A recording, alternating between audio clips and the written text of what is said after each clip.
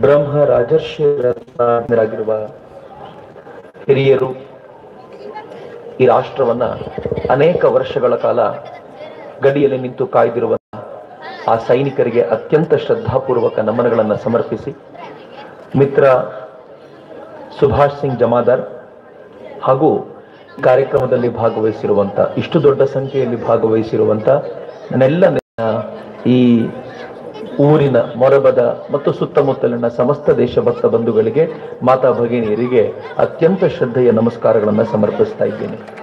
ಮಿತ್ರರೇ, ಬಹಳ ಸಂತೋಷದ ಸಂಗತಿ ಇವತ್ತು, ಬಹಳ ಖುಷಿಯ ಸಂಗತಿ ಏನು ಅಂತಂದ್ರೆ, ಇವತ್ತಿನ ಕಾರ್ಯಕ್ರಮ ದೇಶಕ್ಕಾಗಿ ಮೋದಿ, ಮೋದಿಗಾಗಿ ನಾವು ಅಂತ. ಈ ಕಾರ್ಯಕ್ರಮಕ್ಕೆ ನೀವೆಲ್ಲ ಬರಬೇಕಾದ್ರೆ ನಿಮ್ಗೆ ಯಾರು 100 ರೂಪಾಯಿ ಕೊಟ್ಟು ಕರೆದಿಲ್ಲ ಅಂತ. ಇಲ್ಲಿಗೆ ಬಂದವರಿಗೆ ನಾವ್ ಈ ತರದ ಊಟ ಮಾಡ್ಕೊಡ್ತೀವಿ, ಮಾಂಸದ ಅಡುಗೆ ಮಾಡ್ಕೊಡ್ತೀವಿ, ಪ್ಯಾಕ್ ಮಾಡ್ಕೊಡ್ತೀವಿ ಅಂತ ಊರಿಗೆ ಗಾಡಿ ಕರ್ಸ್ಕೊಂಡ್ರು ಅಂತ ಕಾರ್ಯಕ್ರಮ ಅಲ್ಲ. ಈ ಕಾರ್ಯಕ್ರಮ ಒಂದೇ ಒಂದು ಕಾರಣಕ್ಕೆ, ನಾನು ಬಂದಿರೋದು ಅದೇ ಕಾರಣಕ್ಕೆ. ಕಾರಣ ಏನು ಅಂತಂದ್ರೆ, ಈ ರಾಷ್ಟ್ರ ಕಳೆದ 50 ವರ್ಷಗಳಿಂದ 60 ವರ್ಷಗಳಿಂದ ಯಾವ ಸ್ಥಿತಿಯಲ್ಲಿತ್ತು ಅಂತಂದ್ರೆ, ಈ ರಾಷ್ಟ್ರದ ಕುರಿತಂತೆ ನಾವು ಅನಿವಾರ್ಯಕ್ಕೆ ಹೆಮ್ಮೆ ಪಡಿಬೇಕಾಗ್ತಿತ್ತು. ನನ್ನ ಪೂರ್ವಜರು ಹಂಗಿದ್ರು, ಅವ್ರು ಹಂಗಿದ್ರು ಅಂತ ಹೇಳಿ. ಆದ್ರೆ ಕಳೆದ 5 ವರ್ಷಗಳಲ್ಲಿ ಇಡೀ ಜಗತ್ತೇ ಭಾರತದ ಎದುರಿಗೆ ನತಮಸ್ತಕವಾಗುವಂತೆ, ಭಾರತದ ಎದುರಿಗೆ ನಮಸ್ಕಾರ ಮಾಡುವಂತೆ ಮಾಡಿರುವಂತ ಅಪರೂಪದ ವ್ಯಕ್ತಿ ನರೇಂದ್ರ ಮೋದಿ ಅವರಿಗೆ ಧನ್ಯವಾದಗಳನ್ನ ಅರ್ಪಿಸ್ಲಿಕ್ಕೆ ಅಂತ ನಾನು ಬಂದಿದ್ದೀನಿ. ನಿಮ್ ಜೊತೆ ನಾನು ಇದ್ದೀನಿ ಅಂತ ಹೇಳಲಿಕ್ಕೋಸ್ಕರ ಬಂದಿರೋದು ಅಂತ. ಮಿತ್ರ, ಧನ್ಯವಾದಗಳನ್ನ ಅರ್ಪಿಸದೆ ಹೋದ್ರೆ, ಕೃತಜ್ಞತೆಗಳನ್ನ ಹೇಳದೆ ಹೋದ್ರೆ ನಾವು ಕೃತಜ್ಞರಾಗ್ಬಿಡ್ತೀವಿ, ಮೋಸಗಾರರಾಗ್ಬಿಡ್ತೀವಿ. ಈ ದೇಶ ಒಬ್ಬ ಅದ್ಭುತವಾದ ಪ್ರಧಾನಿಯನ್ನು ಕಂಡಿತ್ತು. ಕೆಲವು ಶ್ರೇಷ್ಠ ಪ್ರಧಾನಮಂತ್ರಿಗಳು ಈ ದೇಶದಲ್ಲಿದ್ರು. ಈ ದೇಶ ಕಂಡಂತ ಮೊದಲನೇ ಶ್ರೇಷ್ಠ ಪ್ರಧಾನಿ ಯಾರು ಅಂತಂದ್ರೆ, ಸ್ವಾತಂತ್ರ್ಯ ನಂತರದ ಶ್ರೇಷ್ಠ ಪ್ರಧಾನಗಳಲ್ಲಿ, ಸ್ವಾತಂತ್ರ್ಯಕ್ಕೂ ಪೂರ್ವ ಈ ದೇಶಕ್ಕೊಬ್ಬ ಪ್ರಧಾನಮಂತ್ರಿ ಇದ್ರು. ನಮ್ಮಲ್ಲಿ ಯಾರಿಗೂ ಗೊತ್ತಿಲ್ಲ, ಯಾವ ಟೆಕ್ಸ್ಟ್ ಬುಕ್ ಅದನ್ನು ಹೇಳಲ್ಲ. ಈ ದೇಶದ ಮೊದಲ ಪ್ರಧಾನಿ ಯಾರು ಅಂತ ಕೇಳಿದ್ರೆ ನಮ್ಮ ಟೆಕ್ಸ್ಟ್ ಬುಕ್ ಅಲ್ಲೆಲ್ಲ ಜವಾಹರ್ಲಾಲ್ ನೆಹರು ಅಂತ ಹೆಸರು ಬರುತ್ತೆ. ಆದ್ರೆ ಬಹಳ ಜನರಿಗೆ ಗೊತ್ತಿಲ್ಲ, ಸ್ವಾತಂತ್ರ್ಯ ಬರೋಕ್ಕಿಂತ ಮುಂಚೆ ಸೆಕೆಂಡ್ ವರ್ಲ್ಡ್ ವಾರ್, 2ನೇ ಮಹಾಯುದ್ಧ ನಡೆಯುವಾಗ ಈ ದೇಶದ ಒಬ್ಬ ಶ್ರೇಷ್ಠ ಕ್ರಾಂತಿಕಾರಿ ಸುಭಾಷ್ ಚಂದ್ರ ಬೋಸು ವಿದೇಶದಲ್ಲಿ ಕುಳಿತುಕೊಂಡು ಅಲ್ಲೊಂದು ಸರ್ಕಾರವನ್ನು ರಚಿಸಿ, ನಾನು ಭಾರತದ ಪ್ರಧಾನಿ, ಇಡೀ ಜಗತ್ತಿನ ಎಲ್ಲ ಜನ ನನಗೆ ಸಹಕಾರವನ್ನು ಕೊಡಿ, ನಾನು ಭಾರತವನ್ನ ಆಕ್ರಮಿಸಿಕೊಂಡಿರುವ ಬ್ರಿಟಿಷರನ್ನ ಓಡಿಸ್ತೀನಿ ಅಂತ ಮೊದಲನೇ ಸರ್ಕಾರವನ್ನ ಸ್ಥಾಪಿಸಿದ್ದು ಸುಭಾಷ್ ಚಂದ್ರ ಬೋಸರು, ನಮ್ಮ ಮೊದಲನೇ ಪ್ರಧಾನಿಯವರು. ಸ್ವಾತಂತ್ರ್ಯ ನಂತರದ ಪ್ರಧಾನಿಗಳಲ್ಲಿ ಒಂದು ಬೆಸ್ಟ್ ಪ್ರೈಮ್ ಮಿನಿಸ್ಟರ್ ಯಾರಾದ್ರೂ ಭಾರತ ನೋಡಿದ್ರೆ ಅದು ಲಾಲ್ ಬಹದ್ದೂರ್ ಶಾಸ್ತ್ರಿ ಅವರನ್ನ ನೋಡಿತ್ತು. ಲಾಲ್ ಬಹದ್ದೂರ್ ಶಾಸ್ತ್ರಿ ಅವರು ಹೇಗಿದ್ರು ಅಂತಂದ್ರೆ, ಅತ್ಯಂತ ಸರಳವಾಗಿ ಬದುಕಿದ ಅಪರೂಪದ ಪ್ರಧಾನಮಂತ್ರಿ ಲಾಲ್ ಬಹದ್ದೂರ್ ಶಾಸ್ತ್ರಿ. 2ನೇ ಪ್ರಧಾನಮಂತ್ರಿ, ಬೆಸ್ಟ್ ಪ್ರಧಾನಮಂತ್ರಿ ದೇಶ ನೋಡಿದ್ ಯಾರನ್ನು ಗೊತ್ತಾ? ಅಟಲ್ ಬಿಹಾರಿ ವಾಜಪೇಯಿಯ ರೂಪದಲ್ಲಿ ಈ ದೇಶ ನೋಡ್ತು. ಎಂತ ಅಟಲ್ ಬಿಹಾರಿ ವಾಜಪೇಯಿ ಅಂತಂದ್ರೆ, ಇರುವ 5 ವರ್ಷಗಳಲ್ಲಿ ಈ ದೇಶವನ್ನ ಕಟ್ಟಬೇಕಾದ ಅನೇಕ ಕನಸುಗಳನ್ನ ಕಟ್ಟಿಕೊಂಡು ನಿಧಾನವಾಗಿ ಈಡೇರಿಸಬೇಕು ಅಂತ ನಿಶ್ಚಯ ಮಾಡಿದ್ರು. ಹಾಗೇನಾದ್ರೂ ಇವರಿಬ್ಬರನ್ನ ಬಿಟ್ಟ ನಂತರ 3ನೇ ಯಾರಾದ್ರೂ ಬೆಸ್ಟ್ ಪ್ರೈಮ್ ಮಿನಿಸ್ಟರ್ ಈ ದೇಶ ನೋಡಿದ್ರೆ ಅದು ನರೇಂದ್ರ ಮೋದಿ ಅವರೇ ಅನ್ನೋದ್ರಲ್ಲಿ ಯಾವ ಅನುಮಾನವೂ ಇಲ್ಲ. ಯಾಕೆ ನರೇಂದ್ರ ಮೋದಿ ಅವರನ್ನ ಬೆಸ್ಟ್ ಪ್ರೈಮ್ ಮಿನಿಸ್ಟರ್ ಅಂತ ನಾನು ಕರಿತೀನಿ ಅಂತಂದ್ರೆ, ಯಾವ ಗುಣಗಳು ಲಾಲ್ ಬಹದ್ದೂರ್ ಶಾಸ್ತ್ರಿ ಅವರಲ್ಲಿತ್ತೋ ಆ ಗುಣ ಇವರಿಗೂ ಇದೆ. ಏನ್ ಗುಣ ಲಾಲ್ ಬಹದ್ದೂರ್ ಶಾಸ್ತ್ರಿ ಅವರಿಗಿದ್ದು?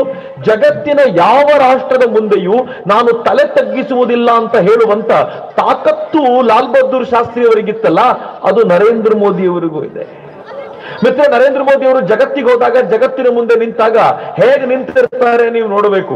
ಮೊದಲೆಲ್ಲ ಈ ದೇಶದ ಪ್ರಧಾನಮಂತ್ರಿ ಇದ್ರು. ಮೊದಲೆಲ್ಲ ಏನು, 5 ವರ್ಷಗಳ ಹಿಂದೆ ಈ ದೇಶದ ಪ್ರಧಾನಮಂತ್ರಿಯಾಗಿದ್ದಂತ ಮನಮೋಹನ್ ಸಿಂಗ್ರು ಚೀನಾದ ಅಧ್ಯಕ್ಷರನ್ನ ಮಾತನಾಡಿಸಬೇಕಾದ್ರೆ ಕಣ್ಣಲ್ಲಿ ಕಣ್ಣಿಟ್ಟು ನೋಡುವಂತ ಸಾಮರ್ಥ್ಯವನ್ನ ಹೊಂದಿರಲಿಲ್ಲ. ತಲೆ ತಗ್ಗಿಸಿಕೊಂಡು ನಿಂತಿರಬೇಕಾದ ಪರಿಸ್ಥಿತಿ ಇತ್ತು. ಆದ್ರೆ ಇವತ್ತಿನ ಈ ದೇಶದ ಪ್ರಧಾನಮಂತ್ರಿ ಇದ್ದಾರೆ. ಹೇಗಿದ್ದಾರೆ ಈ ದೇಶದ ಪ್ರಧಾನಮಂತ್ರಿ ಅಂತಂದ್ರೆ, ಮಿತ್ರ ಸುಭಾಷ್ ಹೇಳಿದಂತೆ, ಭೂತಾನಿನ ಮೇಲೆ ಚೀನಾ ಅಟ್ಯಾಕ್ ಮಾಡಿದಾಗ, ಭೂತಾನಿನ ಮೇಲೆ, ನನ್ನ ದೇಶದ ಮೇಲಲ್ಲ, ನನ್ನ ದೇಶದ ಗಡಿಗೆ ಬರಲೇ ಇಲ್ಲ ಚೀನಾ ಕಳೆದ 5 ವರ್ಷಗಳಲ್ಲಿ.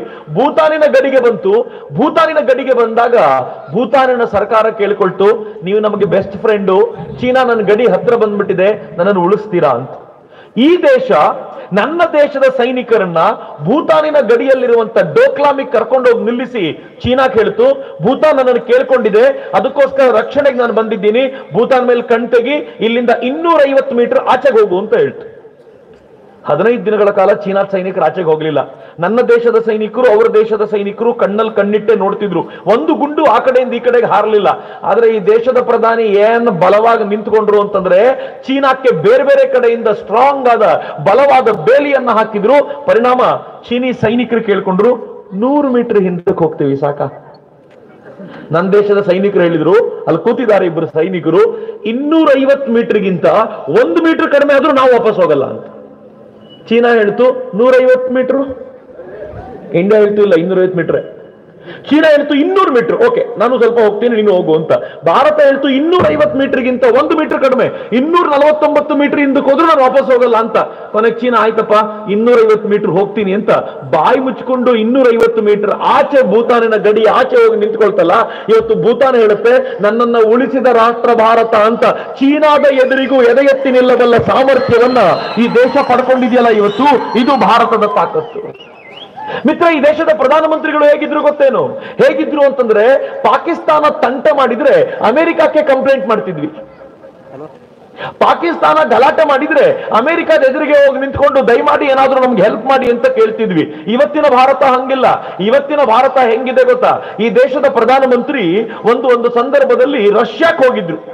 ಎಲ್ರಿಗೂ ನೆನಪು ಮಾಡಿಸ್ತಿದ್ದೀನಿ, ನಿಮ್ಗೆಲ್ರಿಗೂ ಗೊತ್ತಿರೋ ಸಂಗತಿನೇ, ಹೊಸ್ತೇನು ಹೇಳಲ್ಲ. ಆದ್ರೆ ಪ್ರಾಬ್ಲಮ್ ಏನು ಅಂತಂದ್ರೆ ವಾಟ್ಸಪ್ ಎಲ್ಲ ಬಂದ ನಂತರ ಹೊಸ ಆರೋಪಗಳನ್ನ ಇವರು ಎದುರಾಳಿಗಳು ಮಾಡ್ತಿರ್ತಾರಲ್ಲ, ಹಳೆ ಒಳಿತೆಲ್ಲ ಮರ್ತೋಗ್ಬಿಟ್ಟಿದೆ ನನಗೆ. ಈ ದೇಶದ ಪ್ರಧಾನಮಂತ್ರಿ ರಷ್ಯಾಕ್ಕೆ ಹೋದ್ರು, ರಷ್ಯಾ ಜೊತೆ ಒಪ್ಪಂದ ಮಾಡ್ಕೊಂಡ್ರು, ರಾತ್ರಿ ರಷ್ಯಾದಲ್ಲಿ ಊಟ ಮಾಡಿ ಅಲ್ಲಿಂದ ಹೊರಟರು, ಬೆಳಿಗ್ಗೆ ತಿಂಡಿ ತಿನ್ಲಿಕ್ಕೆ ಅಂತ ಅಫ್ಘಾನಿಸ್ತಾನಕ್ಕೆ ಬಂದ್ರು. ಅಫ್ಘಾನಿಸ್ತಾನದಲ್ಲಿ ಇಳಿದ್ರು. ಅಫ್ಘಾನಿಸ್ತಾನದಲ್ಲಿ ಭಾರತ ಕಟ್ಟಿಕೊಟ್ಟಿರುವಂತ ಅಫ್ಘಾನಿಸ್ತಾನದ ಸಂಸತ್ ಭವನವನ್ನ ಉದ್ಘಾಟನೆ ಮಾಡಿದ್ರು. ಅಫ್ಘಾನಿಸ್ತಾನದ ಮುಸಲ್ಮಾನರನ್ನ ಉದ್ದೇಶಿಸಿ ಮಾತನಾಡಿದ್ರು. ಅವತ್ತು ಮುಸಲ್ಮಾನರು ಕೈಯಲ್ಲಿ ಭಾರತದ ಧ್ವಜವನ್ನು ಹಿಡ್ಕೊಂಡು ಭಾರತಕ್ಕೆ ಜೈಕಾರ ಹಾಕ್ತಿದ್ರು. ಯಾಕೆಂದ್ರೆ ಅಫ್ಘಾನಿಸ್ತಾನದಲ್ಲಿ ಭಯೋತ್ಪಾದಕರಿಗೆ ಕುಮ್ಮಕ್ಕು ಪಾಕಿಸ್ತಾನ ಕೊಡ್ತಾ ಇದ್ರೆ ಅಫ್ಘಾನಿಸ್ತಾನದಲ್ಲಿ ಸ್ಕೂಲನ್ನ, ಲೈಬ್ರರಿನ, ಅಣೆಕಟ್ಟನ್ನ ಕಟ್ಟಲಿಕ್ಕೆ ಭಾರತ ಸಹಕಾರ ಕೊಡ್ತಾ ಇತ್ತು. ಭಾರತ ನಮ್ಮ ಫ್ರೆಂಡ್ ಅಂತ ಮುಸ್ಲಿಂ ರಾಷ್ಟ್ರ ಅಫ್ಘಾನಿಸ್ತಾನ ಹೇಳ್ತಿತ್ತು. ಮಧ್ಯಾಹ್ನ ಅಫ್ಘಾನಿಸ್ತಾನದಲ್ಲಿ ಊಟ ಮಾಡಿ ಈ ದೇಶದ ಪ್ರಧಾನಿ ಏನ್ ಮಾಡಿದ್ರು ಗೊತ್ತಾ? ಅವ್ರ ತಾಕತ್ತಿಗೆ ಒಂದು ಸೆಲ್ಯೂಟ್ ಹೊಡಿಬೇಕ್ರಿ. ಈ ದೇಶದ ಪ್ರಧಾನಮಂತ್ರಿ ಪಾಕಿಸ್ತಾನದ ಅಧ್ಯಕ್ಷ ನವಾಜ್ ಶರೀಫ್ ಫೋನ್ ಮಾಡಿ ಹೇಳಿದ್ರು, ನಿನ್ ಮಗಳು ಮದುವೆ ಇನ್ವಿಟೇಷನ್ ಕಳಿಸಿದ್ಯಲ್ಲ, ಅಫ್ಘಾನಿಸ್ತಾನದಲ್ಲಿ ಇದ್ದೀನಿ, ಹಂಗೆ ಬಂದು ಹೋಗ್ಬಿಡ್ತೀನಿ ಅಂತ. ಹೆಂಗಾಗ್ಬೇಡ ಕತೆ ಅವನದ್ದು. ಭಾರತದ ಪ್ರಧಾನಮಂತ್ರಿ ಪಾಕಿಸ್ತಾನಕ್ಕೆ ಏಕಾಏಕಿ ಬರ್ತೀನಿ ಅಂತ ಬೆಳಗ್ಗೆ 10-11 ಗಂಟೆಗೆ ಫೋನ್ ಮಾಡಿ ಸಾಯಂಕಾಲದ ವೇಳೆಗೆ ಅಲ್ಲಿ ಇರ್ತೀನಿ ನಾನು, ರೆಡಿಯಾಗಿರು ಅಂತ. ಅವ್ರು ಮಧ್ಯಾಹ್ನ ಅಫ್ಘಾನಿಸ್ತಾನದಲ್ಲಿ ಊಟ ಮಾಡಿ ಅವರು ಸಾಯಂಕಾಲದ ವೇಳೆಗೆ ಪಾಕಿಸ್ತಾನದಲ್ಲಿ ಇಳಿದು ನವಾಜ್ ಶರೀಫ್ ಮಗಳ ಮದುವೆ ಅಟೆಂಡ್ ಮಾಡಿ ಅವ್ರಿಗೆ ಕೊಡಬೇಕಾದ ಉಡುಗೊರೆಯನ್ನು ಕೊಟ್ಟು ರಾತ್ರಿ ವಾಪಸ್ ಭಾರತಕ್ಕೆ ಬಂದು ಇಷ್ಟೇ ಪಾಕಿಸ್ತಾನ ಅಂತ ಹೇಳ್ತಾರಲ್ಲ ಈ ದೇಶದ ಪ್ರಧಾನಿ. ಇದು ಭಾರತದ ಕೆಪಾಸಿಟಿ ಅಂತ ಉಗ್ರರು ಹೇಳ್ತಾರೆ, ಭಯೋತ್ಪಾದಕರು ಹೇಳ್ತಾರೆ. ನಾವು ಭಾರತಕ್ಕೆ ಬರ್ತೀವಿ, ಭಾರತದ ಸೈನಿಕರನ್ನ ಕೊಲ್ತೀವಿ, ಅಗತ್ಯ ಸಿಕ್ಕಿದ್ರೆ, ಅವಕಾಶ ಸಿಕ್ಕಿದ್ರೆ ಈ ದೇಶದ ಪ್ರಧಾನಮಂತ್ರಿನ ಕೊಲ್ತೀವಿ ಅನ್ನುವಾಗ ಈ ದೇಶದ ಪ್ರಧಾನಿಗಳು ಹೇಳ್ತಾರೆ, ನೀವು ಭಾರತದವರೆಗೂ ಬರಬೇಕಿಲ್ಲ, ನಾನೇ ಪಾಕಿಸ್ತಾನಕ್ಕೆ ಬರ್ತೀನಿ, ನಿಮ್ ದಮ್ಮು ನನ್ ದಮ್ಮು ನೋಡೇ ಬಿಡೋಣ ಅಂತ ಒಂದು ದಮ್ದಾರ್ ಪ್ರಧಾನ ಅದು ಈ ದೇಶ 70 ವರ್ಷಗಳ ನಂತರ ಕಂಡಿರೋದು ಅಂತ. ಮಿತ್ರ, ಈ ದೇಶದ ಸಾಮರ್ಥ್ಯದ ಎದೆ ಕೊಡಲ್ಲ. ಬುಲೆಟ್ ಪ್ರೂಫ್ ಜಾಕೆಟ್ ಹಾಕೊಂಡು ನಿಂತ್ಕೊಳ್ತಾರೆ, ತಾಕತ್ತಿದ್ರೆ ಗುಂಡೊಡಿರೋ ನೋಡ್ತೀವಿ ಅಂತ ಹೇಳುವಂತ ತಾಕತ್ತು ನೀವು ಸೈನಿಕರು ತೋರಿಸ್ತಾರಲ್ಲ, ಅದು ನರೇಂದ್ರ ಮೋದಿ ಅವರ ಸಾಕು. ಬುಲೆಟ್ ಪ್ರೂಫ್ ಹೆಲ್ಮೆಟ್ಗಳು ಬಂದಿವೆ. ಈ ದೇಶದ ಸೈನಿಕರಿಗೆ ಬುಲೆಟ್ ಪ್ರೂಫ್ ಹೆಲ್ಮೆಟ್ಗಳು ಇರಲಿಲ್ಲ. ನಮ್ಮ ಊರಿನ ಟ್ರಾಫಿಕ್ ಪೊಲೀಸ್ ಹಾಕೊಳ್ತಾರಲ್ಲ, ಆ ತರದ ಹೆಲ್ಮೆಟ್ ಹಾಕೊಂಡು ತಿರುಗಾಡ್ತಿದ್ರು. ಪಾಪ ಯಾರಾದ್ರೂ ಸೈನಿಕ ಆ ಕಡೆಯಿಂದ ಗುಂಡಿನ ದಾಳಿ ಮಾಡಿದ್ರೆ ಅದು ಹೆಲ್ಮೆಟ್ ಅನ್ನ ತಲೆ ಹೋಗ್ತಾ ಇತ್ತು. ನರೇಂದ್ರ ಮೋದಿ ಅವರು ಹೇಳಿದ್ರು, ಗಡಿ ತುದಿಯಲ್ಲಿರುವ ಸೈನಿಕನಿಗೆ ಯಾವ ತೊಂದರೆಯೂ ಆಗಬಾರದು, ಅವನಿಗೆ ಬುಲೆಟ್ ಪ್ರೂಫ್ ಜಾಕೆಟ್ ಆರ್ಡರ್ ಮಾಡ್ತೀವಿ, ಬುಲೆಟ್ ಪ್ರೂಫ್ ಹೆಲ್ಮೆಟ್ ಆರ್ಡರ್ ಮಾಡ್ತೀವಿ ಅಂತ. ಬುಲೆಟ್ ಪ್ರೂಫ್ ಹೆಲ್ಮೆಟ್ ಭಾರತಕ್ಕೆ ಬಂತು. ಹೆಂಗಿದೆ ಗೊತ್ತೇನು ಇವತ್ತು ಭಾರತ? ಈ ದೇಶಕ್ಕೆ ರಫೇಲ್ ವಿಮಾನಗಳು ಬಂದಿವೆ. ರಫೇಲ್ ಯುದ್ಧ ವಿಮಾನಗಳನ್ನ ಭಾರತ ಒಪ್ಪಂದ ಮಾಡಿಕೊಂಡ ನಂತರ ಪಾಕಿಸ್ತಾನ ಇರ್ಲಿ, ಚೀನಾ ಎದೆ ನಡುಗ್ತಾ ಇದೆ. ಯಾಕೆ ಅಂದ್ರೆ ರಫೇಲ್ ಯುದ್ಧ ವಿಮಾನಗಳು, 36 ರಫೇಲ್ ಯುದ್ಧ ವಿಮಾನಗಳನ್ನ ಭಾರತ ತೆಗೆದುಕೊಂಡು ಚೀನಾದ ದಾಳಿಯನ್ನ ತಡೆಗಟ್ಟಿ ಚೀನಾನೂ ಕೂಡ ಮಣಿಸಬಲ್ಲಂತ ಸಾಮರ್ಥ್ಯ ಹೊಂದಿದೆಯಲ್ಲ, ಅದು ಇವತ್ತು ಭಾರತದ ಕೆಪಾಸಿಟಿಯಾಗಿ ನಿರ್ಮಾಣಗೊಂಡಿದೆ. ಮಿತ್ರ, ಅಮೆರಿಕ ಜೊತೆಗೆ ಒಪ್ಪಂದ ಮಾಡ್ಕೊಂಡಿದ್ದೀವಿ. ಹೊವಿಟ್ಜರ್ ಗನ್ಗಳು ಭಾರತಕ್ಕೆ ಬಂದಿವೆ. ಈ ಗನ್ನುಗಳು ಚೀನಾದ ಬಾರ್ಡರ್ ಅಲ್ಲಿ ನಿಂತ್ಕೊಂಡು ಹೆಂಗೆ ಚೀನಾ ಎದುರಿಸ್ಕೊಂಡಿವೆ ಅಂತಂದ್ರೆ ಆಶ್ಚರ್ಯಕರವಾದ ಸಂಗತಿ. ನಾವು ಒಂದಷ್ಟು ಗಳನ್ನ ತರಿಸ್ತಾ ಇದ್ದೀವಿ, ನಾವು ಒಂದಷ್ಟು ಡ್ರೋನ್ಗಳನ್ನ ತರಿಸ್ತಾ ಇದ್ದೀವಿ. ನಮ್ಮ ಕೆಪಾಸಿಟಿ ಇವತ್ತು ಸೈನ್ಯದ್ದು ಹೇಗೆ ಬೆಳೆದು ನಿಂತಿದೆ ಅಂತಂದ್ರೆ, ಯಾವ್ದಾದ್ರೂ ಸೈನಿಕನನ್ನು ಕೇಳಿ 5 ವರ್ಷಗಳ ಹಿಂದೆ ಈ ದೇಶದ ಸೈನಿಕರನ್ನ ಯುದ್ಧ ಆದ್ರೆ ಹೆಂಗಿರುತ್ತೆ ಅಂತ ಕೇಳಿದ್ರೆ ಅವನು ಯಾರ ಜೊತೆ ಅಂತ ಪ್ರಶ್ನೆ ಮಾಡ್ತಿದ್ದ. ಯುದ್ಧ ಪಾಕಿಸ್ತಾನ ಜೊತೆ ಆದ್ರೆ ಸೋಲಿಸ್ತೀವಿ, ಯುದ್ಧ ಚೈನಾ ಜೊತೆ ಆದ್ರೆ ಸ್ವಲ್ಪ ಕಷ್ಟ ಅಂತ ಹೇಳ್ತಿದ್ದ. ಆದ್ರೆ ಇವತ್ತು ಅವನು ಹೇಳ್ತಾನೆ, ನಾವು ಚೈನಾಕ್ಕೂ ಹೆದರಲ್ಲ, ಪಾಕಿಸ್ತಾನಕ್ಕೂ ಹೆದರಲ್ಲ, ಯಾಕೆಂದ್ರೆ ನಮ್ ಕೆಪಾಸಿಟಿ ಹಂಗಿದೆ ಇವತ್ತು ಅಂತ. ಇವತ್ತು ಭಾರತದ ಸೈನಿಕರ ಕೆಪಾಸಿಟಿ ಹಿಂಗ್ ಜಾಸ್ತಿ ಆಗಿದೆಯಲ್ಲ, ಆ ಸೈನಿಕರಿಗೆ ಒಂದು ಶಕ್ತಿ ತುಂಬಿದ್ದು ಮೋದಿ. ನಾನು ಮೊನ್ನೆ ತಾನೇ ಸುವರ್ಣ ಚಾನೆಲ್ ಅಲ್ಲಿ ಒಂದು ಡಿಸ್ಕಷನ್ ಅಲ್ಲಿ ಕೂತಿದ್ದೆ. ಡಿಸ್ಕಷನ್ ಅಲ್ಲಿ ನನ್ನ ಜೊತೆ ಸ್ಕ್ವಾಡ್ರನ್ ಲೀಡರ್, ಇದು ಆಫ್ ಆಗೋಯ್ತು, ನೀವು ಮುಟ್ಟುತ್ತಾ ಇದ್ರೆ ಪ್ರಾಬ್ಲಮ್ ಆಗ್ತಿರುತ್ತೆ, ಸಿಗ್ತಾ ಇಲ್ಲ ಫೀಡ್ಬ್ಯಾಕ್. ಈ ದೇಶದಲ್ಲಿ ಸ್ಕ್ವಾಡ್ರನ್ ಲೀಡರ್ ಆಗಿದ್ದಂತ ಭಾಸ್ಕರ್ ಅವ್ರ ನನ್ನ ಜೊತೆ ಕೂತಿದ್ರು. ಭಾಸ್ಕರ್ಗೆ ಇಂಟರ್ವ್ಯೂ ಅವ್ರು ಪ್ರಶ್ನೆ ಮಾಡ್ತಾನೆ, ಸರ್ 5 ವರ್ಷಗಳ ಹಿಂದಿನ ಸೇನೆಗೂ ಈಗಿನ ಸೇನೆಗೂ ಏನ್ ಡಿಫರೆನ್ಸ್ ಇದೆ? ಸ್ಕ್ವಾಡ್ರನ್ ಲೀಡರ್ ಭಾಸ್ಕರ್ ಏನ್ ಹೇಳಿದ್ರು ಗೊತ್ತಾ? 5 ವರ್ಷಗಳ ಹಿಂದೆ ಈ ದೇಶದ ಸೈನಿಕ ಎದುರುಗಡೆ ಇರುವಂತ ಪಾಕಿಸ್ತಾನಿಯರು ಗುಂಡು ಹಾರಿಸ್ತಾ ಇದ್ರೆ ಇವನ್ ಬೆಚ್ಚ ಕಟ್ಕೊಂಡು ಕುತ್ಕೋಬೇಕಿತ್ತಂತೆ. ಯಾಕೆ ಅಂದ್ರೆ ಮೇಲಿಂದ ಆರ್ಡರ್ ಬರೋರ್ಗೂ ಇವನ್ ಗುಂಡು ಹಾರಿಸುವಂತಿಲ್ಲ, ಮೇಲ್ನವ್ರು ಆರ್ಡರ್ ಕೊಡಬೇಕು, ಆಮೇಲೆ ಗುಂಡು ಹಾರಿಸಬೇಕು. ಇವತ್ತಿನ ಪ್ರಧಾನಿ ಹೇಳಿದಾರಂತೆ, ನೋಡಿ ಯಾವುದಕ್ಕೂ ತಲೆ ಕೆಡಿಸ್ಕೊಳ್ಬೇಡಿ, ಎದುರಾಳಿಗಳು ಗುಂಡಿನ ದಾಳಿ ಮಾಡಿದ್ರೆ ಸರಿಯಾದ ಉತ್ತರ ಕೊಡಿ, ಯಾರಾದ್ರೂ ಪ್ರಶ್ನೆ ಕೇಳಿದ್ರೆ ನಾನು ಆನ್ಸರ್ ಮಾಡ್ಕೊಳ್ತೀನಿ, ನೀವು ತಲೆ ಕೆಡಿಸ್ಕೊಳ್ಬೇಕಾದ ಅಗತ್ಯ ಇಲ್ಲ ಅಂತ ಹೇಳಿದ್ದು ಈ ದೇಶದ ಪ್ರಧಾನಮಂತ್ರಿ. ಮಿತ್ರ, ಈ ಕಾರಣಕ್ಕೋಸ್ಕರವೇ ಉರಿಯಲ್ಲಿ ಪಾಕಿಸ್ತಾನ ದಾಳಿ ಮಾಡಿದಾಗ ಈ ದೇಶದ ಸೈನಿಕರ ತಲೆ ಕಡ್ಕೊಂಡು ಹೋದಾಗ ಪಾಕಿಸ್ತಾನ ಮೆರೆದಾಡ್ತಾ ಇತ್ತು, ನಾನು ಭಾರತದೊಳಕ್ಕೆ ನುಗ್ಗಿ ಭಾರತದ ಸೈನಿಕರ ತಲೆ ಕಡ್ಕೊಂಡು ಬಂದೆ ಅಂತ. ಈ ದೇಶದ ಪ್ರಧಾನಮಂತ್ರಿಯವರ ಒಂದು ಇಂಟರ್ವ್ಯೂ ಇದೆ, ಎಲ್ಲರೂ ನೋಡಬೇಕು ಆ ಇಂಟರ್ವ್ಯೂನ. ಆ ಇಂಟರ್ವ್ಯೂ ಅಲ್ಲಿ ಪ್ರಧಾನಮಂತ್ರಿ ಹೇಳ್ತಾರೆ, ಉರಿಯಲ್ಲಿ ಸೈನಿಕರ ತಲೆ ಕಡ್ಕೊಂಡು ಹೋದಾಗ, ಸೈನಿಕರನ್ನ ಕೊಂದಾಗ ನನಗೆ ಬಹಳ ಸಂಕಟ ಆಯ್ತು, ಕೋಪ ಬರ್ತಿತ್ತು. ಆದ್ರೆ ನನ್ನ ಕೋಪದ ಕಾರಣದಿಂದಾಗಿ ಈ ದೇಶ ಸಂಕಟಕ್ಕೆ ಸಿಲುಕಬಾರದು ಅಂತ ನಾನು ತುಂಬಾ ತಡ್ಕೊಂಡೆ. ಆದ್ರೆ ಆಮೇಲೆ ಗೊತ್ತಾಯ್ತು, ನನಗಿಂತ 100 ಪಟ್ಟು ಹೆಚ್ಚು ಕೋಪ ಸೈನಿಕರೊಳಗಿದೆ ಅಂತ. ಸೈನಿಕರು ಹೇಳಿದ್ರಂತೆ, ಸರ್ ನೀವೊಂದು ಮಾತು ಹೂ ಅಂತ ಹೇಳಿ ಪಾಕಿಸ್ತಾನಕ್ಕೆ ಏನ್ ಮಾಡಬೇಕು ನಾವು ಮಾಡ್ತೀವಿ ಅಂತ. ಆದ್ರೆ ಯುದ್ಧ ಮಾಡಬಾರದಲ್ಲ, ಪಾಕಿಸ್ತಾನಕ್ಕೆ ಸರಿಯಾದ ಪಾಠ ಕಲಿಸಬೇಕು ಅಂತಂದ್ರೆ ಪಾಕಿಸ್ತಾನದ ಒಳಕ್ಕೆ ನುಗ್ಗಿ ಅದು ನಮ್ಮವ್ರನ್ನ ಹೇಗೆ ಬಡಿತೋ ನಾವು ಅದಕ್ಕಿಂತಲೂ ಕೆಟ್ಟದಾಗಿ ಅವ್ರನ್ನ ಬಡಿದು ಬರಬೇಕು ಅಂತ ಈ ದೇಶದ ಸೈನಿಕರಿಗೆ ಚಾಲೆಂಜ್ ಕೊಡ್ಲಾಯ್ತು. ಸೈನಿಕರು ಚಾಲೆಂಜ್ ಸ್ವೀಕಾರ ಮಾಡಿದ್ರು. ಈ ದೇಶದ ಸೈನಿಕ ಚಾಲೆಂಜ್ ಸ್ವೀಕಾರ ಮಾಡಿದ್ರೆ ಪಾಕಿಸ್ತಾನ ಏನು ಜಗತ್ತಿನ ಯಾವ ಸೇನೆಯನ್ನು ಬೇಕಾದರೂ ಎದುರಿಸಬಲ್ಲ ಅನ್ನೋದಕ್ಕೆ ಈ ದೇಶ ಇವತ್ತು ಸ್ಪಷ್ಟ ಉದಾಹರಣೆಯಾಗಿ ನಿಂತುಕೊಳ್ತು. ಯಾಕೆಂದ್ರೆ ಈ ದೇಶದ ಸೈನಿಕರು ಒಂದು ತಂಡ ಕಟ್ಟಿಕೊಂಡ್ರು, ಆ ತಂಡಕ್ಕೆ ರಿಗರಸ್ ಟ್ರೈನಿಂಗ್ ಕೊಡ್ಲಾಯ್ತು. ಆ ಟ್ರೈನಿಂಗ್ ಕೊಡುವಾಗ ನರೇಂದ್ರ ಹೇಳ್ತಾರೆ, ಲೈವ್ ಅಲ್ಲಿ ಆ ಟ್ರೈನಿಂಗ್ ನೋಡ್ತಿದ್ದೆ ನಾನು. ನನ್ನ ದೇಶದ ಸೈನಿಕರ ತಾಕತ್ತೇನು ಅಂತ ನನಗೆ ಆವತ್ತು ಗೊತ್ತಾಯ್ತು ಅಂತ. ಸೈನಿಕರು ಪಾಕಿಸ್ತಾನದ ಒಳಗೆ ನುಗ್ಗೋಕ್ಕಿಂತ ಮುಂಚೆ ನರೇಂದ್ರ ಮೋದಿ ಅವರು ಸೈನಿಕರ ಮುಖ್ಯಸ್ಥರಿಗೆ ಹೇಳಿದ್ರಂತೆ, ಒಂದೇ ಒಂದು ಕಂಡೀಷನ್, ಸೈನಿಕರು ಗೆಲ್ತಾರೋ ಸೋಲ್ತಾರೋ ನಂಗೆ ಗೊತ್ತಿಲ್ಲ, ಆದ್ರೆ ಈ ಸೈನಿಕರು ಸೂರ್ಯನ ಮೊದಲ ಕಿರಣ ಬೀಳೋಕ್ಕಿಂತ ಮುಂಚೆ ಎಲ್ಲರೂ ವಾಪಸ್ ಬಂದ್ಬಿಡ್ಬೇಕು. ಅಕಸ್ಮಾತ್ ಈ ಯೋಜನೆಯಲ್ಲಿ ನಾವು ಸೋತ್ರು ಪರವಾಗಿಲ್ಲ, ಜಗತ್ತಿನ ಮುಂದೆ ನಾನ್ ತಲೆ ತಗ್ಗಿಸಿ ನಿಂತ್ಕೊಳ್ತೀನಿ, ನನ್ನ ಸೈನಿಕರು ಒಬ್ಬರು ಜೀವ ಹೋಗೋದು ನಾನು ಇಷ್ಟಪಡಲ್ಲ, ನೀವು ಮಾಡುವ ಕೆಲಸ ಮುಗಿಸಿ ಬನ್ನಿ ಅಂತ ಈ ದೇಶದ ಪ್ರಧಾನಿ ಸೈನಿಕರಿಗೆ ಹೇಳಿದ್ರಂತೆ. ಅವತ್ತಿನ ದಿನ ರಾತ್ರಿ ಉರಿಯಲ್ಲಿ ಯಾವತ್ತೂ ಪಾಕಿಸ್ತಾನಿ ಸೈನಿಕರು ಕೊಂದು ಹೋಗಿದ್ರು ನಮ್ಮ ಸೈನಿಕರನ್ನ, ಅದಾದ 11 ದಿನಕ್ಕೆ ಸರಿಯಾಗಿ 11ನೇ ದಿನಕ್ಕೆ ನಮ್ಮೂರಲ್ಲಿ ತಿಥಿ ಮಾಡ್ತೀವಿ ನಾವು. ಭಾರತದ ಸೈನಿಕರು ಪಾಕಿಸ್ತಾನದ ಭಯೋತ್ಪಾದಕರ ತಿಥಿ ಮಾಡಲಿಕ್ಕೆ ಸಜ್ಜಾಗಿ ರಾತ್ರಿ 12 ಗಂಟೆಗೆ ಪಾಕಿಸ್ತಾನದ ಗಡಿಯೊಳಕ್ಕೆ ನುಗ್ಗಿದ್ರು. 12 ಗಂಟೆಗೆ ಒಳಗೋದ್ರು.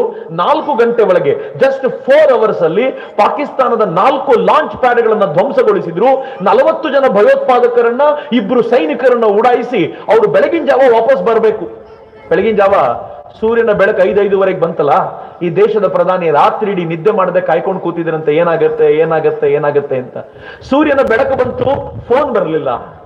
1 ಗಂಟೆ ಕಾದ್ರಂತೆ, 1:15 ಗಂಟೆ ಕಾದ್ರಂತೆ, ಏನಾಗತ್ತಪ್ಪ ನಾನು ಫೋನ್ ಮಾಡ್ಲಾ ಅಂತ ಅನ್ಕೊಂಡು, ನಾನು ಫೋನ್ ಮಾಡಿದ್ರೆ ಇನ್ನು ಟೆನ್ಷನ್ ಜಾಸ್ತಿ ಮಾಡ್ಕೊಳ್ತಾರೆ ಅಂತ ಕಾಯ್ಕೊಂಡು ಕೂತಿದ್ರಂತೆ.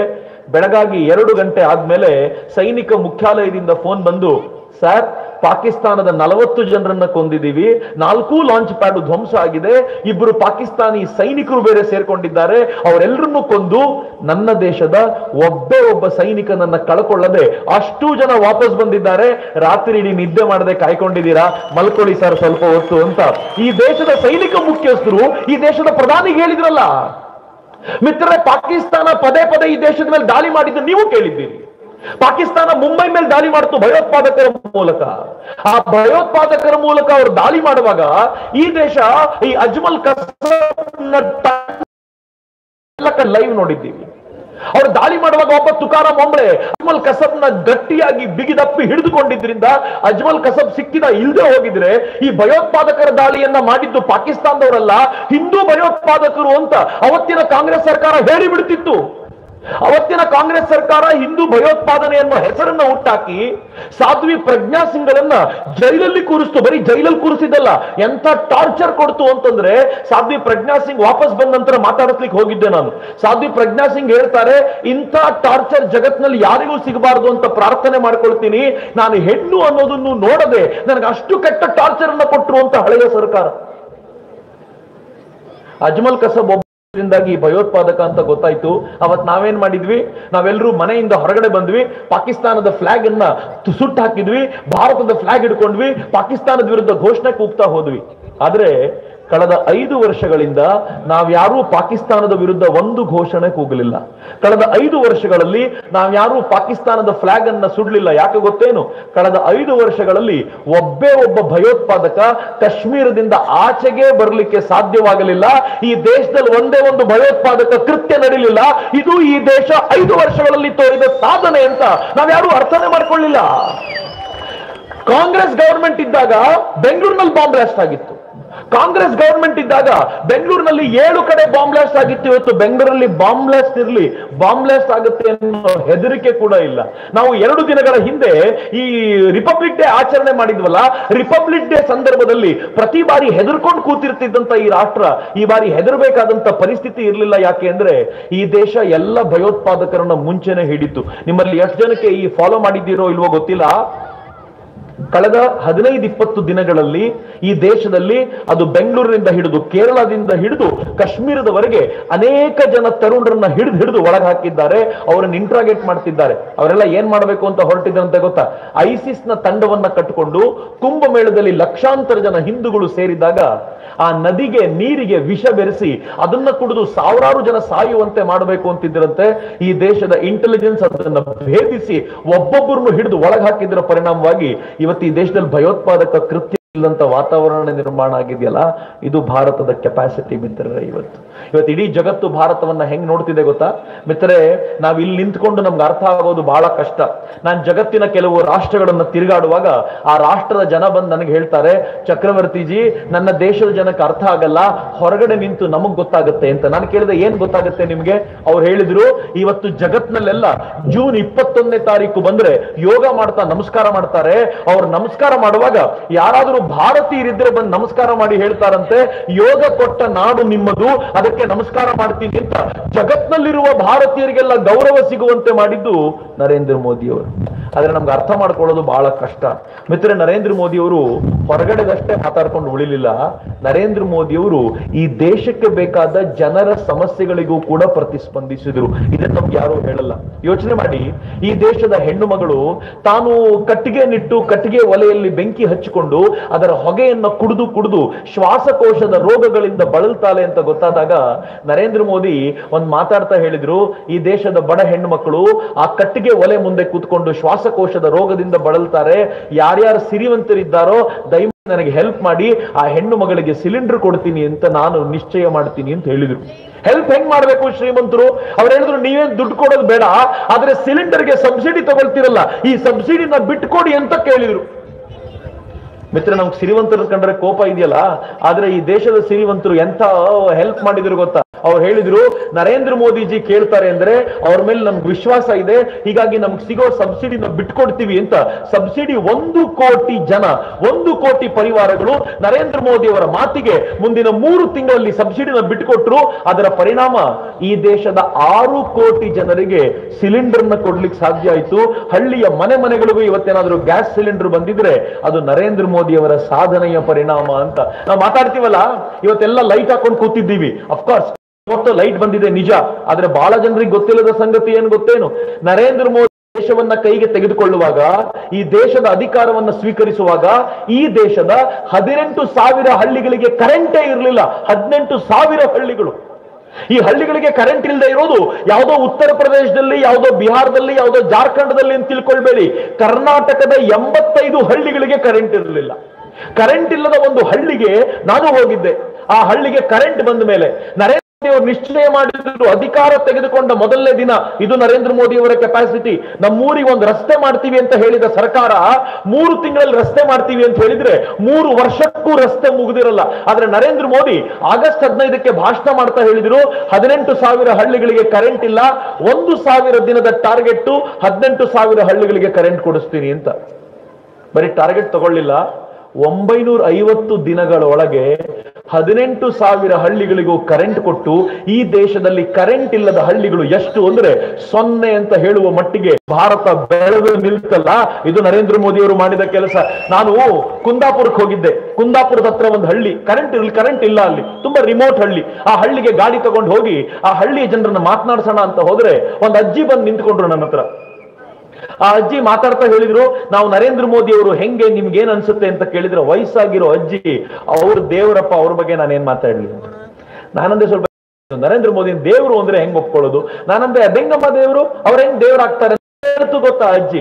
ಆ ಅಜ್ಜಿ ಹೇಳ್ತು, ಚಿಕ್ಕಂದಿಂದ ಓದಿದೀನಪ್ಪ ನಾನು, ಬೆಳಕು ಕೊಡೋದು ದೇವರು ಮಾತ್ರ ಅಂತ.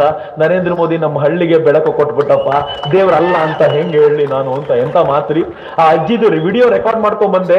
ಆ ಅಜ್ಜಿ ಹೇಳ್ತಾಳೆ, ದೇವರನ್ನ ಪ್ರಾರ್ಥನೆ ಮಾಡ್ಕೊಳ್ತೀನಿ ಈ ಪುಣ್ಯಾತ್ಮ ಯಾವಾಗ್ಲೂ ಅಧಿಕಾರದಲ್ಲಿ ಇರ್ಲಿ ಅಂತ. ಒಂದು ಅಜ್ಜಿ ಕೇಳ್ಕೊಳ್ಳುತ್ತಲ್ಲ, ಇದು ನರೇಂದ್ರ ಮೋದಿ ಅವರ ಸಾಧನೆ. ಆ ಊರಿನ ಒಂದು ಹೆಣ್ಮಗಳು, ಡಿಗ್ರಿಗೆ ಹೋಗುವಂತ ಹೆಣ್ಮಗಳು, ಕಾಲೇಜ್ಗೆ ಹೋಗೋ ಹೆಣ್ಮಗಳು ಏನ್ ಹೇಳಿದ್ಲು ಗೊತ್ತಾ ನನ್ನ ಹತ್ರ ಬಂದು, ಸರ್ ಇಲ್ಲಿವರೆಗೂ ಕಾಲೇಜಿಂದ ಬಂದು ಚಿಮಣಿ ಎಣ್ಣೆ ದೀಪದಲ್ಲಿ ನಾನು ಓದ್ತಾ ಇದ್ದೆ, ನರೇಂದ್ರ ಮೋದಿ ಬಂದ್ಮೇಲೆ ನಮ್ಮ ಮನೆಯಲ್ಲೂ ಕೂಡ ಲೈಟ್ ಬಂದಿದೆ, ಲೈಟ್ ಬೆಳಕಿನ ಕೆಳಗೆ ಓದುವಂತ ವಾತಾವರಣ ನಿರ್ಮಾಣ ಆಗಿದೆ ಅಂತ ನರೇಂದ್ರ ಮೋದಿ ಅವರ ಕುರಿತಂತೆ ಮಾತಾಡ್ತಾರಲ್ಲ. 18,000 ಹಳ್ಳಿಗಳು. ನಿಮ್ಮ ಬಗ್ಗೆ ನರೇಂದ್ರ ಮೋದಿ ಅವರು ಆಲೋಚನೆ ಮಾಡಿದ್ರಲ್ಲ, ಹೇಗೆ ಆಲೋಚನೆ ಮಾಡಿದ್ರು ಗೊತ್ತೇನು? ನರೇಂದ್ರ ಮೋದಿ ಅವರು ಈ ದೇಶದ 10 ಕೋಟಿ ಜನರ ಆರೋಗ್ಯದ ಕುರಿತಂತೆ ಆಲೋಚನೆ ಮಾಡಿದ್ರು. ನಂಗೆ ಗೊತ್ತಿಲ್ಲ ನಿಮ್ಮಲ್ಲಿ ಎಷ್ಟು ಜನರಿಗೆ ಆರೋಗ್ಯದ ಕಾರ್ಡ್ ಬಂದಿದೆಯೋ, ಆಯುಷ್ಮಾನ್ ಭಾರತ್ ಕಾರ್ಡ್ ಬಂದಿದೆಯೋ ಇಲ್ವೋ ಗೊತ್ತಿಲ್ಲ. ಆಯುಷ್ಮಾನ್ ಭಾರತ್ ಕಾರ್ಡ್ ನ ಮ್ಯಾಜಿಕ್ ಏನ್ ಗೊತ್ತೇನು? 10 ಕೋಟಿ ಜನರಿಗೆ, ಯಾರು ಪಾವರ್ಟಿ ಲೈನ್ ಕೆಳಗಿದ್ದಾರೋ ಅಂತ 10 ಕೋಟಿ ಜನರಿಗೆ ಆಯುಷ್ಮಾನ್ ಭಾರತ್ ಕಾರ್ಡ್ ಬಂದಿದೆ. ಈ ಕಾರ್ಡ್ ತೆಗೆದುಕೊಂಡು ನೀವು ಯಾವುದೇ ಹಾಸ್ಪಿಟ್ಲಿಗೆ ಹೋಗಿ ಕಾರ್ಡ್ ಅನ್ನು ತೋರಿಸಿದ್ರೆ, ಒಂದು ಪರಿವಾರಕ್ಕೆ 1 ವರ್ಷಕ್ಕೆ 5 ಲಕ್ಷ ರೂಪಾಯಿಯಷ್ಟು ಒಂದಷ್ಟು ಕಾಯಿಲೆಗಳೇನಿವೆಯೋ ಆ ಕಾಯಿಲೆಗಳು ಬಂದ್ರೆ 5 ಲಕ್ಷ ರೂಪಾಯಿಯಷ್ಟು ಹಣವನ್ನ ಸರ್ಕಾರವೇ ಭರಿಸುತ್ತೆ ಅಂತ ಯಾರು ಮಾಡಿದ್ರು, ಆರೋಗ್ಯವನ್ನ ಗಮನಿಸಿದ್ರು. ಈ ದೇಶದ ಜನರ ಕುರಿತಂತೆ ಮಾತನಾಡುವಾಗ, ಈ ದೇಶ ಇರೋದೇ ಹೀಗೆ ಅಂತ ಹೇಳ್ಕೊಂಡು ತಿರುಗಾಡುವಾಗ, ಈ ದೇಶದ ಒಬ್ಬ ಪ್ರಧಾನಮಂತ್ರಿ, ಈ ದೇಶದ ಒಬ್ಬ ಕಾಮನ್ ಮ್ಯಾನ್ ನ ಆರೋಗ್ಯವನ್ನ ಗುರುತಿಸಬೇಕು, ಗಮನಿಸಬೇಕು ಅಂತ ಹೇಳಿದ್ರಲ್ಲ, ಅದು ನರೇಂದ್ರ ಮೋದಿ ಅವರಿಂದ ಮಾತ್ರ ಸಾಧ್ಯವಾಗಿದ್ದು. ಮಿತ್ರ, ಬರೀ ಆರೋಗ್ಯಕ್ಕೆ 5 ಲಕ್ಷ ರೂಪಾಯಿ ಕೊಡೋದಲ್ಲ. ನಾನೊಂದು ಅಪರೂಪದ ಸಂಗತಿ ಹೇಳ್ತೀನಿ ನಿಮ್ಗೆ, ನಮ್ಮಲ್ಲಿ ಅನೇಕರು ಇದನ್ನು ಯಾವತ್ತೂ ಗಮನಿಸ್ತೇ ಇಲ್ಲ. ಈ ದೇಶದಲ್ಲಿ ಔಷಧ ಮಾಫಿಯಾ ಇದೆ, ಕೆಮಿಸ್ಟ್ ಮಾಫಿಯಾ ಅಂತ ಕರೀತಾರೆ. ಈ ಕೆಮಿಸ್ಟ್ ಮಾಫಿಯಾ ಹೆಂಗ್ ಗೊತ್ತೇನು? ಯಾವುದೋ ಒಂದು ಔಷಧಿ, ಆ ಔಷಧಿ ತಯಾರು ಮಾಡ್ಲಿಕ್ಕೆ 1 ರೂಪಾಯಿ ಖರ್ಚಾದ್ರೆ ಆ ಔಷಧಿಗೆ 20 ರೂಪಾಯಿಗೆ ಮಾರಾಟ ಮಾಡ್ತಾರೆ. 200% ಪ್ರಾಫಿಟ್. ಈ 20 ರೂಪಾಯಿಗೆ ಮಾರಾಟ ಮಾಡುವಂತ ಔಷಧಿ ಇದೆಯಲ್ಲ, ಅದನ್ನ ತಯಾರು ಮಾಡ್ಲಿಕ್ಕೆ ಖರ್ಚಾಗೋದು 1 ರೂಪಾಯಿಗಿಂತ ಕಡಿಮೆ.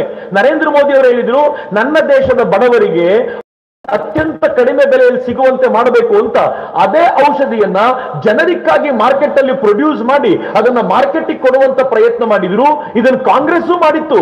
ಕಾಂಗ್ರೆಸ್ 2008ರಲ್ಲಿ ಪ್ರಯತ್ನ ಶುರು ಮಾಡಿತು. 2014ರ ವೇಳೆಗೆ 6 ವರ್ಷಗಳಲ್ಲಿ ಕಾಂಗ್ರೆಸ್ ಶುರು ಮಾಡಿದ ಒಟ್ಟು ಅಂಗಡಿಗಳು ಇಡೀ ದೇಶದಲ್ಲಿ, ಜನರಿಕ್ ಔಷಧಿಗಳ ಅಂಗಡಿಗಳು 85 ಮಾತ್ರ. ಸರಿಯಾಗಿ ಕೇಳಿಸ್ಕೊಳ್ಳಿ, ಯಾವ ಔಷಧಿ ಅತ್ಯಂತ ಕಡಿಮೆ ಬೆಲೆಯಲ್ಲಿ ದೇಶ ಜನರಿಗೆ ಸಿಗಬೇಕು ಅಂತ ಕಾಂಗ್ರೆಸ್ ಪ್ಲಾನ್ ಮಾಡಿತ್ತು, ಕಾಂಗ್ರೆಸ್ 2008ರಿಂದ 2014 6 ವರ್ಷಗಳಲ್ಲಿ 85 ಅಂಗಡಿಗಳನ್ನ ಶುರು ಮಾಡಿತ್ತು. ಆದ್ರೆ ನರೇಂದ್ರ ಮೋದಿ ಅವರು ಬಂದು 4.5 ವರ್ಷಗಳಲ್ಲಿ 3,500 ಅಂಗಡಿಗಳನ್ನ ದೇಶದಾದ್ಯಂತ ಶುರು ಮಾಡಿದ್ರು. ಕಂಪೇರ್ ಮಾಡಿ ನೋಡಿ ಎಲ್ಲಿಗಿದೆ ಅಂತ. 3,500 ಅಂಗಡಿಗಳನ್ನ ಶುರು ಮಾಡಿದ ನಂತರ ಈ ಜನೌಷಧಿಯೊಳಗೆ ಎಷ್ಟು ತರದ ಔಷಧಿಗಳು ಸಿಗುವಂತೆ ಮಾಡಿದ್ರು ಅಂತಂದ್ರೆ ನಿಮ್ಗೆ ಆಶ್ಚರ್ಯ ಅನ್ಸುತ್ತೆ. ಯಾವ ಔಷಧಿಯನ್ನ ಹೊರಗಡೆ ಅಂಗಡಿಯಲ್ಲಿ ತೆಗೆದುಕೊಳ್ತೀರೋ ಅದು 350 ರೂಪಾಯಿ ಇದ್ರೆ, ಈ ಜನೌಷಧಿಯಲ್ಲಿ ಕೆಲವೊಮ್ಮೆ ಅದೇ ಔಷಧಿ 35 ರೂಪಾಯಿಗೆ ಸಿಗುತ್ತೆ. ಡಯಾಬಿಟಿಕ್ ಒಂದು ಔಷಧಿ ನೋಡಿದೆ ನಾನು, ಆ ಔಷಧಿ ಡಯಾಬಿಟಿಸ್ ಪೇಷಂಟ್ ತಗೊಳ್ತಾರೆ, 54 ರೂಪಾಯಿ ಔಷಧಿ ಜನರಿಕ್ ಅಂಗಡಿಯಲ್ಲಿ 4 ರೂಪಾಯಿಗೆ ಸಿಗುತ್ತೆ. ನರೇಂದ್ರ ಮೋದಿ ಅವರು ಎಂತ ಕ್ರಾಂತಿಕಾರಿ ಬದಲಾವಣೆ ತಂದ್ರು ಅಂತಂದ್ರೆ, ನನ್ನ ಮಿತ್ರ ಒಂದು ಜನರಿಕ್ ಅಂಗಡಿನ ಹಾಕಿದ್ದಾನೆ. ಆ ಅಂಗಡಿಗೆ ಬರುವಂತ ಒಬ್ಬರನ್ನ ಕೇಳಿದ್ನಂತೆ ಇವನು, ಸರ್ ಈ ಬಾರಿ ನರೇಂದ್ರ ಮೋದಿ ವೋಟ್ ಮಾಡ್ತೀರಾ? ಅವ್ರ ಯಾರಿಗೆ ಮಾಡ್ಲಪ್ಪ.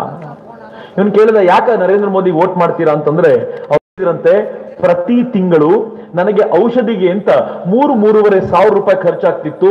ನರೇಂದ್ರ ಮೋದಿ ಬಂದ್ಮೇಲೆ 600 ರೂಪಾಯಿಯಲ್ಲಿ ಮುಗ್ದೋಗ್ತಿದ್ಯಪ್ಪ. ಆ ಮನುಷ್ಯ ನನಗೆ ಪ್ರತಿ ತಿಂಗಳು ಎಷ್ಟು ದುಡ್ಡು ಉಳಿಸ್ಕೊಟ್ಟ, ಈ ಮನುಷ್ಯನಿಗಲ್ದೆ ಇನ್ಯಾರಿಗೆ ಓಟ್ ಮಾಡಬೇಕು ಅಂತ ಕೇಳ್ತಾರಲ್ಲ, ಎಷ್ಟು ಜನರಿಗೆ ಸಹಕಾರ ಮಾಡಲಾಯಿತು ನರೇಂದ್ರ ಮೋದಿ ಅವರ ಕಡೆಯಿಂದ. ಮಿತ್ರ, ನರೇಂದ್ರ ಮೋದಿ ಅವರ ಈ ಒಟ್ಟಾರೆ ಪ್ರಯತ್ನದಿಂದಾಗಿ ಇವತ್ತು ಇಡೀ ಭಾರತದ ವೇಗ ಹೆಂಗಿದೆ ಗೊತ್ತೇನು? ನಾವು ನೀವು ಅಂದಾಜು ಮಾಡೋದು ಕಷ್ಟ. ಕಾಂಗ್ರೆಸ್ ಗವರ್ಮೆಂಟ್ ಈ ದೇಶದಲ್ಲಿ ಇದ್ದಾಗ ನರೇಂದ್ರ ಮೋದಿ ಅವರು ಬರೋಕ್ಕಿಂತ 10 ವರ್ಷಗಳ ಮುಂಚೆ ಕಾಂಗ್ರೆಸ್ ಗವರ್ಮೆಂಟ್ ಇತ್ತಲ್ಲ, ಕಾಂಗ್ರೆಸ್ ಗವರ್ಮೆಂಟ್ ಕಾಲದಲ್ಲಿ ಹೈವೇ ರಸ್ತೆಗಳು ನಿರ್ಮಾಣಗೊಳ್ತಿದ್ವು. ನೀವೆಲ್ಲ ಹೈವೇ ನೋಡ್ತಿರಲ್ಲ. ಈ ರಸ್ತೆ ನಿರ್ಮಾಣ ಹೆಂಗಿರ್ತಿತ್ತು ಗೊತ್ತಾ? ಪ್ರತಿ ದಿನಕ್ಕೆ ಮನಮೋಹನ್ ಸಿಂಗ್ರ ಗವರ್ಮೆಂಟ್ ಕಾಲಕ್ಕೆ 12 ಕಿಲೋಮೀಟರ್ ರೋಡ್ ನಿರ್ಮಾಣ ಆಗ್ತಿತ್ತು.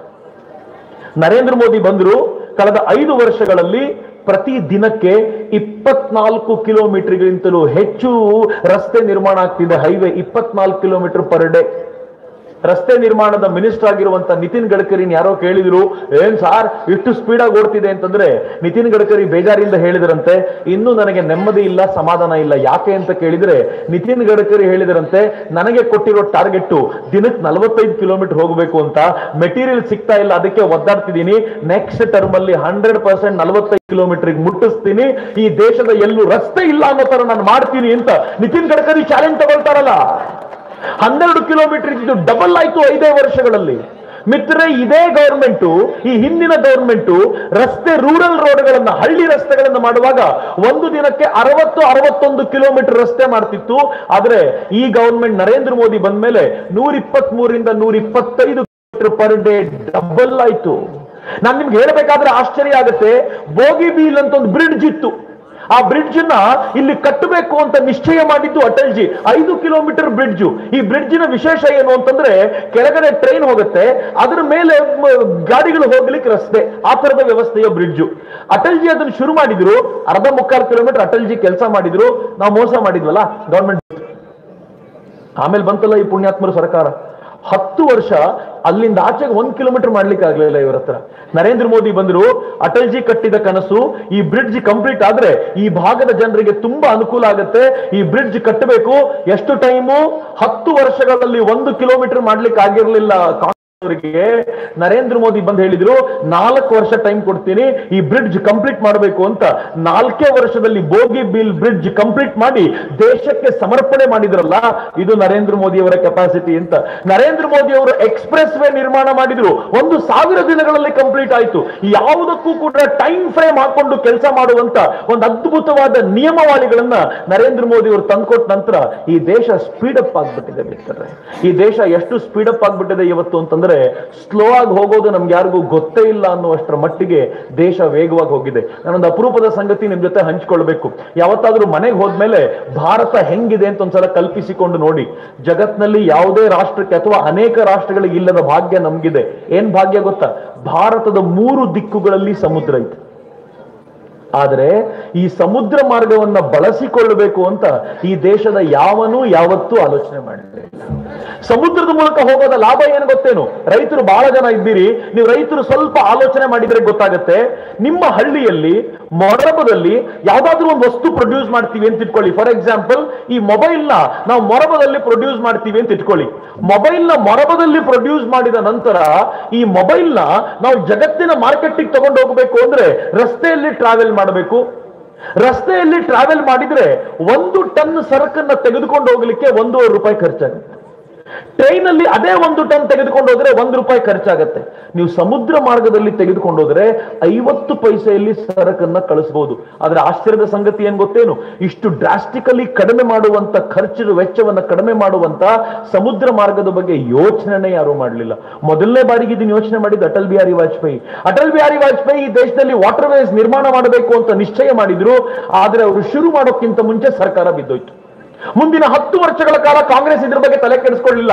ಯಾಕೆಂದ್ರೆ ಅವರಿಗೆ ಆಕಾಶದ 2G 3G ಯಲ್ಲಿ ದುಡ್ಡು ಮಾಡಬೇಕು ಅಂತಿತ್ತು, ಭೂಮಿಯ ಮೇಲೆ ಭೂ ಹಗರಣದ ಮೂಲಕ ದುಡ್ಡು ಮಾಡಬೇಕು ಅಂತಿತ್ತು. ಇಷ್ಟಕ್ಕೂ ಬಿಡದ ಪುಣ್ಯಾತ್ಮರು ಭೂಮಿಯನ್ನು ಅಗದ್ರೆ ಏನ್ ಕಲ್ಲಿದ್ದಲು ಸಿಗುತ್ತೋ ಅದರಲ್ಲೂ ದುಡ್ಡು ಮಾಡಬೇಕು ಅಂತ ನಿಶ್ಚಯ ಮಾಡಿದ್ರು ಅಯೋಗ್ಯರು. ಅವ್ರಿಗೆ ಯಾರಿಗೂ ಒಳ್ಳೇದೇನು ಕಾಣಿಸ್ತಾನೆ ಇರಲಿಲ್ಲ. ನರೇಂದ್ರ ಮೋದಿ ಬಂದು ನಿಶ್ಚಯ ಮಾಡಿದ್ರು, ಹೊರ ದೇಶಗಳಿಂದ ಇದಕ್ಕೆ ಬೇಕಾಗಿರುವ ಸಾಲವನ್ನು ತೆಗೆದುಕೊಂಡು ಬಂದ್ರು. ಅವರು ವಾಟರ್ ವೇಸ್ ನಿರ್ಮಾಣ ಮಾಡಿದ್ರು. ಬಹಳ ಜನರಿಗೆ ಗೊತ್ತಿಲ್ಲದ ಸಂಗತಿ, ನರೇಂದ್ರ ಮೋದಿ ಅವರು ಕಲ್ಕತ್ತಾದಿಂದ ವಾರಣಾಸಿಗೆ ಬಂದ ಹಡಗಿನ ಮೊದಲನೇ ಕನ್ಸೈನ್ಮೆಂಟ್ ಅನ್ನ ರಿಸೀವ್ ಮಾಡಬೇಕಾದ್ರೆ ಏನ್ ಹೆಮ್ಮೆಯಿಂದ ನಿಂತಿದ್ರು ಅಂತಂದ್ರೆ, ಯಾವ ಸಾಲವನ್ನ ತೆಗೆದುಕೊಂಡಿದ್ದೀವೋ ಅದನ್ನು ಮುಂದಿನ 4 ವರ್ಷಗಳಲ್ಲಿ ಈ ಉಳಿದ ದುಡ್ಡಲ್ಲೇ ತೀರಿಸ್ಬಿಡ್ಬೋದು ಎನ್ನುವಂತ ಒಂದು ಸಮರ್ಥವಾದ ಸಂಕಲ್ಪವನ್ನ ಕಲ್ಪನೆಯನ್ನ ಕಟ್ಕೊಂಡ್ರಲ್ಲ, ಅದು ನರೇಂದ್ರ ಮೋದಿ ಅನ್ನುವಂತ ಈ ದೇಶದ ಪ್ರಧಾನಮಂತ್ರಿ ಅಂತ. ಈ ದೇಶದ ಡೆವಲಪ್ಮೆಂಟ್ ನ ಕಲ್ಪನೆಯನ್ನು ಕಟ್ಕೊಂಡ್ರದು ಹಂಗೆ ಮಿತ್ರರೇ. ಈ ದೇಶದ ರೈತರ ಕುರಿತಂತ ಆಲೋಚನೆ ಮಾಡಿದ್ರು. ನಂಗೆ ಗೊತ್ತು, ಈ ದೇಶದಲ್ಲಿ ಬಹಳ ಜನ, ವಿಶೇಷವಾಗಿ ಈ ಭಾಗದಲ್ಲಿ ಬಹಳ ಜನ ರೈತರು ನಾವಿದ್ದೀವಿ. ನಾವೆಲ್ಲ ರೈತರು ಹೋರಾಟಕ್ಕೆ ಅಂತ ಹೋದಾಗ ಯಾತಕ್ಕೆ ಹೋರಾಟ ಮಾಡ್ತೀವಿ ಗೊತ್ತಾ? ನಮ್ಗೊಂದು ಬೆಂಬಲ ಬೆಲೆ ಕೊಡಿ ಅಂತ ಹೋರಾಟ ಮಾಡ್ತೀವಿ, ಇಲ್ಲಾಂದ್ರೆ ನಮ್ ಸಾಲ ಮನ್ನಾ ಮಾಡಿ ಅಂತ ಹೋರಾಟ ಮಾಡ್ತೀವಿ. ಯಾರ ಮುಂದೆ ಹೋರಾಟ ಮಾಡೋದು? ಯಾವ ಅಯೋಗ್ಯನಿಗೆ ಓಟ್ ಕೊಟ್ಟು ನಾವು ಗೆಲ್ಲಿಸಿಕೊಂಡಿದ್ದೀವೋ ಅವನ್ ಮುಂದೆ ಹೋಗಿ ನಿಂತ್ಕೊಳ್ಬೇಕು. ನೀವು ನನ್ನ ಸಾಲ ಮನ್ನಾ ಮಾಡಬೇಕು ಅಂತ ಕೇಳಬೇಕು. ಅವನ್ ಸಾಲ ಮನ್ನಾ ಮಾಡೋಕ್ಕಿಂತ ಮುಂಚೆ ನಮ್ಮ ಮೇಲೆ ಕೂಗಾಡ್ತಾನೆ. ಯಮನೂರಿನಲ್ಲಿ ಲಾಠಿ ಚಾರ್ಜ್ ಮಾಡಿಬಿಟ್ರಿ ಈ ದೇಶದ ರೈತರ ಮೇಲೆ, ನಮ್ಮ ನಾಡಿನ ರೈತರ ಮೇಲೆ ಲಾಠಿ ಚಾರ್ಜ್ ಮಾಡಿದ್ರು ಅಯೋಗ್ಯರು. ಉತ್ತರ ಕೊಡಬೇಕಿತ್ತು, ಉತ್ತರ ಕೊಡೋದಕ್ಕೆ ಸೋತ್ವಿ ಅಷ್ಟೇ ನಾವು. ಆದ್ರೆ ನರೇಂದ್ರ ಮೋದಿ ಏನ್ ಹೇಳಿದ್ರು ಗೊತ್ತಾ? ನಾನು ರೈತರ ಸಾಲ ಮನ್ನಾ ಮಾಡೋದಿಲ್ಲ ಅಂತ. ನಂಗೆ ತುಂಬಾ ಸಲ ನರೇಂದ್ರ ಮೋದಿ ಅವರ ಸ್ವಾಭಿಮಾನದ ಖುಷಿ ಅನ್ಸೋದು. ಅವ್ರು ಹೇಳಿದ್ರು ರೈತರ ಸಾಲ ಮನ್ನಾ ಮಾಡೋದಿಲ್ಲ, ಬದಲಿಗೆ ರೈತರಿಗೆ ಸಾಲವನ್ನ ತೀರಿಸುವ ತಾಕತ್ತನ್ನ ತುಂಬುತ್ತೀನಿ. ಅವನ್ ನಿಮ್ಮ ನಿಂತ್ಕೊಳ್ಬೇಕಾದಂತ ಅಗತ್ಯ ಇಲ್ಲ, ಅವನಿಗೆ ಆ ಶಕ್ತಿಯನ್ನ ತುಂಬಬೇಕು, ಆ ಕೆಲಸವನ್ನ ನಾನು ಮಾಡ್ತೀನಿ ಅಂತ ನರೇಂದ್ರ ಮೋದಿ ಹೇಳಿದ್ರು. ಹೆಂಗ್ ಮಾಡಿದ್ರು ಗೊತ್ತಾ? ನರೇಂದ್ರ ಮೋದಿ ಅವ್ರದ್ದು ಒಂದು ಮಾತಿದೆ, ನೆನ್ಪಿಟ್ಕೊಳ್ಳಿ ಯಾವಾಗ್ಲೂ, ಬೀಜ ಸೆ ಬಾಜಾರ್ ತಕ್. ಈ ದೇಶದ ರೈತನಿಗೆ ಕೈಯಲ್ಲಿ ಏನ್ ಬೇಕೋ ಅದನ್ನ ಕೊಡಬೇಕು ಅಂತ. ಬೀಜ ಸೆ ಬಾಜಾರ್ ತಕ್ ಅಂದ್ರೆ ಏನ್ ಗೊತ್ತಾ?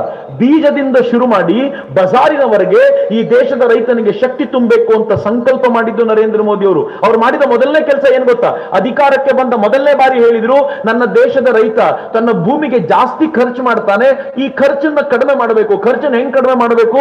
ಅವನು ಅನಗತ್ಯವಾಗಿ ಹಾಕುವ ರಸಗೊಬ್ಬರ ತಡಿಬೇಕು, ಅನಗತ್ಯವಾಗಿ ಹಾಕುವ ಕೀಟನಾಶಕವನ್ನು ತಡಿಬೇಕು. ಹಂಗ್ ತಡಿಬೇಕು ಅಂದ್ರೆ ಅವನ ಮಣ್ಣಿನ ವ್ಯಾಲ್ಯೂ ಏನು ಅಂತ ಅವನಿಗೆ ಗೊತ್ತಾಗಬೇಕು ಅಂತ ಎಲ್ಲ ಕೃಷಿ ವಿಜ್ಞಾನಿಗಳನ್ನ ರೈತರ ಬಳಿ ಕಳಿಸಿ ರೈತನಿಗೆ ಮೊದಲು ಸಾಯಿಲ್ ಕಾರ್ಡ್ ಕೊಟ್ರು.